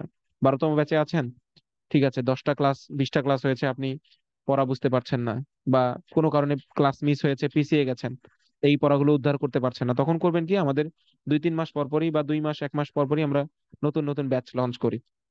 তো এই ব্যাচ যেমন আমাদের 200 জন শিক্ষার্থী নিয়ে শুরু হলো, এমন হতে পারে এটা কোন মাস, জুলাই না, অগাস্টের শেষের দিকে নতুন আরেকটা ব্যাচ হতে পারে, আমরা আশাবাদী। যদি হয় তখন আপনি ধরুন যে আবার সেপ্টেম্বর অক্টোবর দিকে আরেকটা ব্যাচ হতে পারে, তখন ওই ব্যাচের সাথে আপনি চাইলে আবার জয়েন করতে পারেন। এখানে কিছু ছোট বাচ্চা আছে আমরা জানি, আহ, আহ, বাচ্চাই বললাম আসলে, যেমন ক্লাস 6 এর ছেলে আছেন একজন, শুনেছি আমরা জানি, এবং 8 এর শিক্ষার্থী আছেন, ক্লাস 8-এ পড়ে। তো তাদের ক্ষেত্রে 4-এ পড়ে একজন, ওনার বাবা ফোন দিয়েছেন আমাকে যে ভর্তি করাবেন। আমি বললাম যে দেখেন, শব্দার্থ মুখস্থ হলেও সে তো করতে পারবে, জয়েন করতে পারেন। এভাবে যদি সে 3 মাস কোর্স করে, ক্লাস দেখে, সে কিছু বুঝবে। এরপর দরকার হলে তাকে আরো 2-3 ব্যাচ পিছনের যে ব্যাচ, তখন যখন পঞ্চম ব্যাচ বা 15তম ব্যাচ হবে, তখনকার ব্যাচে আবার সে শুরু থেকে কোর্স করবে। তাহলে ইনশাল্লাহ তখন সে আরো বেশি বুঝতে পারবে। এভাবে সে লেগে থাকলে আহ ভালো কাজে যেহেতু আল্লাহ পাক তার প্রতি রহম করবে, এবং সে ইনশাল্লাহ দেখা যাবে শিখতেও পারবে। মানে এখনকার অল্প বয়সের ছেলেপেলেরা অনেক ভালো জানে, অনেক ভালো শিখতে পারে, শেখার ক্যাপাবিলিটি অনেক ভালো আলহামদুলিল্লাহ। তো এটা ভালো বিষয়। তো এমনি আমরা 4-এ পড়া বাচ্চার বিষয়ে আমরা আসলে আমাদের অভিজ্ঞতা নাই। তো আশা করি আমাদের ওই শিক্ষার্থী, ওর নাম আমি স্মরণ নাই। আহ আল্লাহ পাক তোমাকে কবুল করুক। আসলে আমার আমার দোয়া থাকলো, আমাদের সমস্ত ওস্তাদের দোয়া থাকলো, আমাদের শিক্ষার্থী ভাই বোনদেরও দোয়া থাকলো। আল্লাহ পাক তোমাকে কোরআনের খাদেম হিসেবে কবুল করুক, তোমার বাবা মার নিয়াতকে কবুল করুক। এবং যারা ক্লাস 8-এর ভাইরাও আছো, বোনরা আছো, তোমাদেরও আসলে আল্লাহ পাক অনেক মোবারকবাদ। আল্লাহ পাক তোমাদেরকে এই বয়সে, তোমাদের বাবা মার আসলে এটা বড় একটা সফলতা জীবনের, যে কোরআন রিলেটেড শিক্ষায় যুক্ত হতে পেরেছো তোমরা। এই জন্য আল্লাহ পাকের কৃতজ্ঞতা আদায় করবে। এবং তোমাদের ব্রেইন যেহেতু শার্প আছে অনেক, তোমরা এটাকে একটা সাবজেক্ট হিসেবে মনে করবে, যে বিজ্ঞান, ইংরেজি, ফিজিক্স, কেমিস্ট্রি, বায়োলজি যাই আছে তোমার, এটার সাথে তুমি এটাকে একটা সাবজেক্ট ধরে তুমি এটা পড়াশোনা করবে। তাহলে দেখবে তুমি অনেক ভালো অর্জন করতে পারবে ইনশাআল্লাহ। ঠিক আছে? আচ্ছা। আর দায়ী হবে, কোরআনের দায়ী হবে। ঠিক আছে? যাই করো তুমি, যে ব্যবসায়ী করো, যে পেশাতেই থাকো, কোরআনের দায়ী হওয়ার জন্য কোরআন শিখবে। ঠিক আছে? আচ্ছা। আর আপনাদের এখন আমি প্রশ্ন নিব ইনশাআল্লাহ। আহ আমার মনে হয় লাইভ ক্লাসে আর প্রশ্ন নেওয়ার প্রয়োজন নেই। আপনারা আপনাদের গ্রুপ, নোটিশ গ্রুপ যে আমাদের আছে, QA12F notice group, QA12M notice group, সবাই যুক্ত আছেন আশা করি। তো আপনারা করবেন কি, আপনারা ভয়েস বা টেক্সটের মাধ্যমে এই নোটিশ গ্রুপে আপনারা টেক্সট মেসেজ দেন, যে প্রশ্নই আপনাদের আছে। আমি ইনশাল্লাহ আগামীকালকে সকালে, খুব ক্লান্ত আজকে, আগামীকাল সকালে আপনাদের সমস্ত মেসেজের সমস্ত প্রশ্নের ইনশাল্লাহ জবাব দেবো। আচ্ছা, জরুরি আলাপ হচ্ছে, আপনাদের গ্রুপ ভাগ হয়ে যাবে ইনশাল্লাহ। আপনার শনিবার যারা করতে চান শনিবারে আমরা রাখবো, রবিবার যারা করতে চাইছেন রবি মঙ্গল বৃহস্পতি, তাদের রবি মঙ্গল বৃহস্পতি রাখা হবে। নারী পুরুষের গ্রুপ আলাদা হয়ে যাবে ইনশাল্লাহ। তবে আগামী প্রথম ক্লাসটা একসাথে সবার হবে ইনশাল্লাহ। ঠিক আছে? এরপরে গ্রুপ আগামী শনিবার থেকে গ্রুপ ভাগ হবে। আগামী ক্লাস হতে পারে, আজকে কি বার? বুধবার। তো কালকেও হতে পারে, আবার শনিবারও হতে পারে। আমি আমি এটা জানাবো ইনশাল্লাহ আগামীকালকে আমরা নোটিশ গ্রুপে। তো আপনারা, আর আপনাদের টেলিগ্রাম অ্যাপ ডাউনলোড করে নেবেন আপনারা সবাই। টেলিগ্রামে আমরা এই যে লাইভ ক্লাসের যে রেকর্ড হবে সেটা টেলিগ্রামে পাঠাবো। টেলিগ্রামে ক্লাস পাঠানোর কারণ আমি আলোচনা করেছি, আপনাদেরকে জানিয়েছি এটা। তো আর আপনাদের হোয়াটসঅ্যাপ স্টুডেন্ট গ্রুপ করা হবে, নোটিশ গ্রুপ সামনে আপনারা লিখতে পারবেন না, এখন নোটিশ গ্রুপে আপনারা লিখতে পারবেন। আপনাদেরকে পরবর্তীতে স্টুডেন্ট গ্রুপ নামে একটা হোয়াটসঅ্যাপ গ্রুপের লিংক দেওয়া হবে, সেটাতে জয়েন করবেন। যে যে গ্রুপে থাকবেন আর কি, গ্রুপ বেঁধে জয়েন করে ওইখানে আপনারা তখন মেসেজ করবেন, যে কোনো কিছু না বুঝলে বা কোনো কথা থাকলে আর প্রশ্ন থাকলে। আর এখন আপনারা নোটিশ গ্রুপেই মেসেজ করেন, কোনো সমস্যা নেই। ঠিক আছে? আমরা এটা গ্রুপ ভাগ করার পরে নোটিশ গ্রুপে মেসেজ আনাবেল করে দেব। এখন সবাই নোটিশ গ্রুপেই মেসেজ করবেন ইনশাআল্লাহ। আর আর কোনো প্রশ্ন আসলে থাকার কথা না, জরুরি প্রশ্ন আমরা ইনশাআল্লাহ আপনাদের টেক্সট মেসেজের মাধ্যমে নেব। টেক্সট করবেন, আমরা যখন যখন এটা রিপ্লাই দেবো তখন বাকি ভাইরাও দেখতে পারবেন ইনশাআল্লাহ, বোনেরাও দেখতে পারবেন ইনশাআল্লাহ। আর আপনাদের উস্তাদ কে হবেন, কে দায়িত্বে থাকবেন ইনশাআল্লাহ, এগুলো আপনাদের আমরা অ্যাসাইন করে দেব প্রথম ক্লাসের দিন। তারা ইনশাআল্লাহ আপনাদের সাথে থাকবেন। ঠিক আছে? তারা আজকেও পড়াচ্ছেন একটা ব্যাচকে, এই জন্য আমি তাদেরকে অ্যাড করতে পারিনি। আগামী দিন তাদেরকে অ্যাড করা হবে ইনশাআল্লাহ আগামী ক্লাসে। তখন তাদের সাথে আমি আপনাদেরকে সরাসরি পরিচয় করিয়ে দেবো ইনশাআল্লাহ। ঠিক আছে?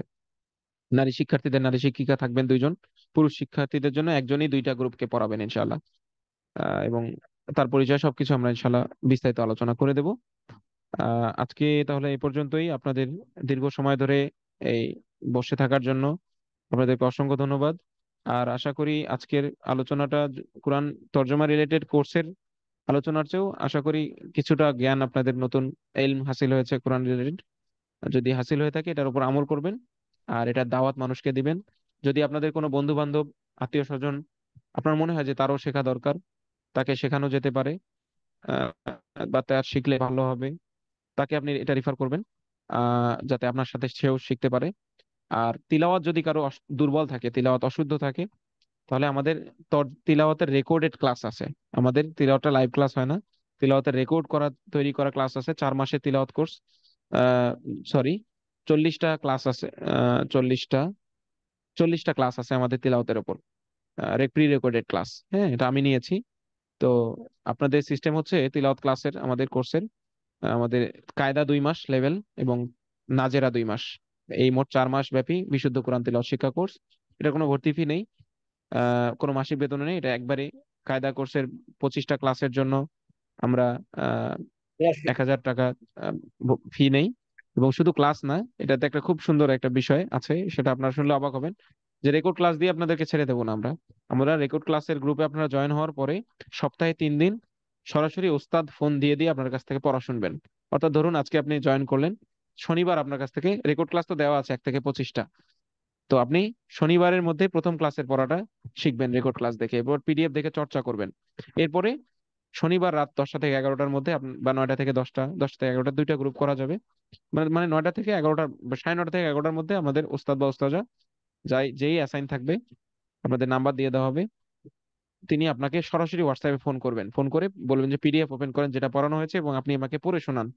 আপনি রেকর্ড ক্লাস দেখে যতটুকু পড়া শিখেছেন, রেকর্ড ক্লাসটা ওইভাবে ডিজাইন করা যাতে আপনি ওটা চর্চা করতে পারেন ক্লাস দেখে দেখে। তো আপনি চর্চা করে যতটুকুই হবে আপনি ওস্তাদকে ওস্তাদাকে শোনাবেন। যে জায়গাগুলো ভুল থাকবে ইনশাল্লাহ ওস্তাদা ওই জায়গাগুলো আপনাকে মস্ক করাবেন, কেউ সাথে থাকবে না, আপনি আর আপনার ওস্তাদ হোয়াটসঅ্যাপে পরস্পর কথা বলবেন। 5-10 মিনিট ওস্তাদ আপনাকে সময় দিয়ে আপনার যে জায়গাগুলো দুর্বল থাকবে ওটা একদম সরাসরি মস্ক করে দেবেন। মানে তার মানে রেকর্ড ক্লাসটার মাধ্যমে আপনার 80% 90% ক্লিয়ার হবে, যে 5-10% দুর্বল থাকবে ওই জায়গাটা আবার উস্তাদ লাইভে মস্কের মাধ্যমে আপনাকে চর্চা করে ঠিক করে দিবেন ইনশাআল্লাহ। আর রেকর্ড ক্লাস থাকার ফলে আপনি, তর্জমা ক্লাস তো লাইভ হবে, আর তিলাওয়াত ক্লাস রেকর্ড আপনি যখন খুশি তখন দেখতে পারবেন। আর সপ্তাহে 3 দিন 5 মিনিট করে পড়া শুনিয়ে দেবেন, বাস সমস্যা সমাধান। তো আপনি চাইলে এটাও একসাথে কন্টিনিউ করতে পারেন আপনারা চাইলে। হ্যাঁ, আর এই আর কি, যার তিলাওয়াত একদম পারেন না এমন তো কেউ আশা করি নেই, পারেন কিন্তু বিশুদ্ধ না বা সন্দেহ আছে, তারা ইনশাল্লাহ অংশগ্রহণ করতে পারেন। আর আমাদের নাজেরা ক্লাস কোর্সও আছে, যদি চান যে না আমি তিলাওয়াত পারি কিন্তু আমি নাজেরা চর্চা করব, তো আপনারা দ্বিতীয় লেভেলটাতে এনরোল করতে পারেন। দ্বিতীয় লেভেলে নাজেরা পড়ানো হবে, অর্থাৎ কায়দা কানুন আর শেখানো হবে না, ওখানে কায়দা শেখার পরে যে চর্চাটুকু করতে হবে এটা করানো হবে। প্রত্যেকটা কায়দা অ্যাপ্লাই করা, বারবার বুঝে বুঝে অ্যাপ্লাই করার চর্চা হবে ওখানে। ঠিক আছে, তো ওখানেও কায়দা একটু আলোচনা হবে প্রাথমিক 1-2টা ক্লাসে, একদম সারমর্ম। যারা পারেন তিলাওয়াত কিন্তু বিশুদ্ধ না, শিখেছেন আগে একটু ভুলে গেছেন, আর একটু বিশুদ্ধ করতে চাচ্ছেন পূর্ণাঙ্গ, তারা ওটা দ্বিতীয় লেভেলে অংশগ্রহণ করতে পারবেন। মানে আর যারা একদম বিশুদ্ধ না, অনেক দুর্বল, তারা বা তিলাওয়াত ভেঙে ভেঙে করেন, তারা কায়দা লেভেল থেকে অংশগ্রহণ করতে পারবেন। তো আজকে এ পর্যন্তই। আল্লাহ পাক আমাকে আপনাকে সবাইকে কোরআনের সাথে লেগে থাকার, আমি খুব ক্লান্ত হয়ে গেছি, আমার জন্য দোয়া করবেন যেন আমি আল্লাহ পাক শক্তি দেন। এবং আপনাদেরকে নিয়ে আমাদের অনেক বড় স্বপ্ন, আমি দোয়া করি সবসময় নামাজের পরে, এবং আপনারাও আমাদের জন্য দোয়া করবেন যেন এই কোরআন একাডেমিকে আল্লাহ পাক কি আমাদের আগে যে মুমিনদেরকে আল্লাহ পাক তুলে নেবেন, ওই সময় পর্যন্ত যেন কোরআন একাডেমি বহাল থাকে। ঠিক আছে ইনশাল্লাহ। আর আমরা একটা বিস্তৃত প্রোগ্রাম, আমাদের এটার ফিজিক্যাল ভার্সন আসবে, হ্যাঁ, এটা তো অনলাইন ভার্সন। এরপর আমরা কোরআন রিলেটেড আরো অনেক মেহনত করতে চাই, দিন রিলেটেড। তো এটা আমাদের একটা একটা প্রজেক্ট বলা যায়। তো আল্লাহ পাক আমাদের বাকি প্রজেক্ট যেগুলো আমরা ভবিষ্যতে করতে চাই, সেগুলোতে যেন আল্লাহ পাক আমাদের নিয়াতকে খালেস করে দেন, কবুল করেন। আর আপনারা একটা কাজ করবেন, আপনারা এই যে আমাদের সাথে যুক্ত হলেন, আমি চাই আপনারা আজীবন আমাদের সাথে যুক্ত থাকেন। আমি যেন আপনারা আজীবন আমাদের সাথে কানেক্টেড থাকতে পারেন, এই জন্য টেলিগ্রাম গ্রুপ করা হয়েছে, এটার গ্রুপে আপনারা জয়েন হয়ে যাবেন। ফেসবুক গ্রুপ করা আছে, এটাতে জয়েন হয়ে যাবেন। আমাদের একাডেমির পেজ আছে, ওটাতে ফলো দিয়ে রাখবেন যাতে সামনের আপডেট গুলো আপনি পান। আমাদের সব ধরনের সোশ্যাল মিডিয়া অ্যাকাউন্ট আছে, Facebook, YouTube, WhatsApp channel, Telegram channel, Messenger channel সব আছে আলহামদুলিল্লাহ। ওয়েবসাইট আছে, ওয়েবসাইটটা ডেভেলপমেন্টের মধ্যে দিয়ে যাচ্ছে, ইনশাল্লাহ ঠিক হয়ে যাবে। তো আপনারা এইভাবে আমাদের সাথে ইনশাল্লাহ কানেক্টেড থাকবেন। তো আজকে এ পর্যন্তই। ওস্তাদ আপনাদের পরিচয়টা দিতে চেয়েছিলেন। নিচ্ছি না মৌখিকভাবে, কারণ অনেক রাত হয়ে যাবে। আপনারা আজকে হোক কালকে হোক আপনারা টেক্সটের মাধ্যমে আপনাদের প্রশ্নগুলো ইনশাল্লাহ জানাবেন, ইনশাল্লাহ টেক্সটের মধ্যে আমরা উত্তর দিয়ে দেব। আর দ্বিতীয় বিষয় হচ্ছে নারী শিক্ষার্থীরা তো নারীদের ব্যাচে নোটিশ গ্রুপে জানাবেন, পুরুষ শিক্ষার্থীরা পুরুষদের নোটিশ গ্রুপেই জানাবেন। আর যদি আপনাদের মন চায় এই ক্লাসটা আবার দেখবেন, আমরা এই ক্লাসের ভিডিও ইনশাল্লাহ দিয়ে দেবো নোটিশ গ্রুপে। ভিডিওটা আপলোড আমরা ইউটিউবে দিয়ে আপনাদেরকে লিংক পাঠিয়ে দেবো, ইনশাল্লাহ আপনারা আবার দেখতে পারবেন। যদি ওই ভয়েসে অনেকে শুনতে পারছিলেন না, ইনশাল্লাহ ঠিক হয়ে যাবে। আজকে এ পর্যন্তই। আহ আপনাদের অনেক ধন্যবাদ। আরেকটু জাযাকুমুল্লাহ বিষয় খাইরান। জানতে চাচ্ছি। আসসালামু আলাইকুম ওয়া রাহমাতুল্লাহি ওয়া বারাকাতুহু।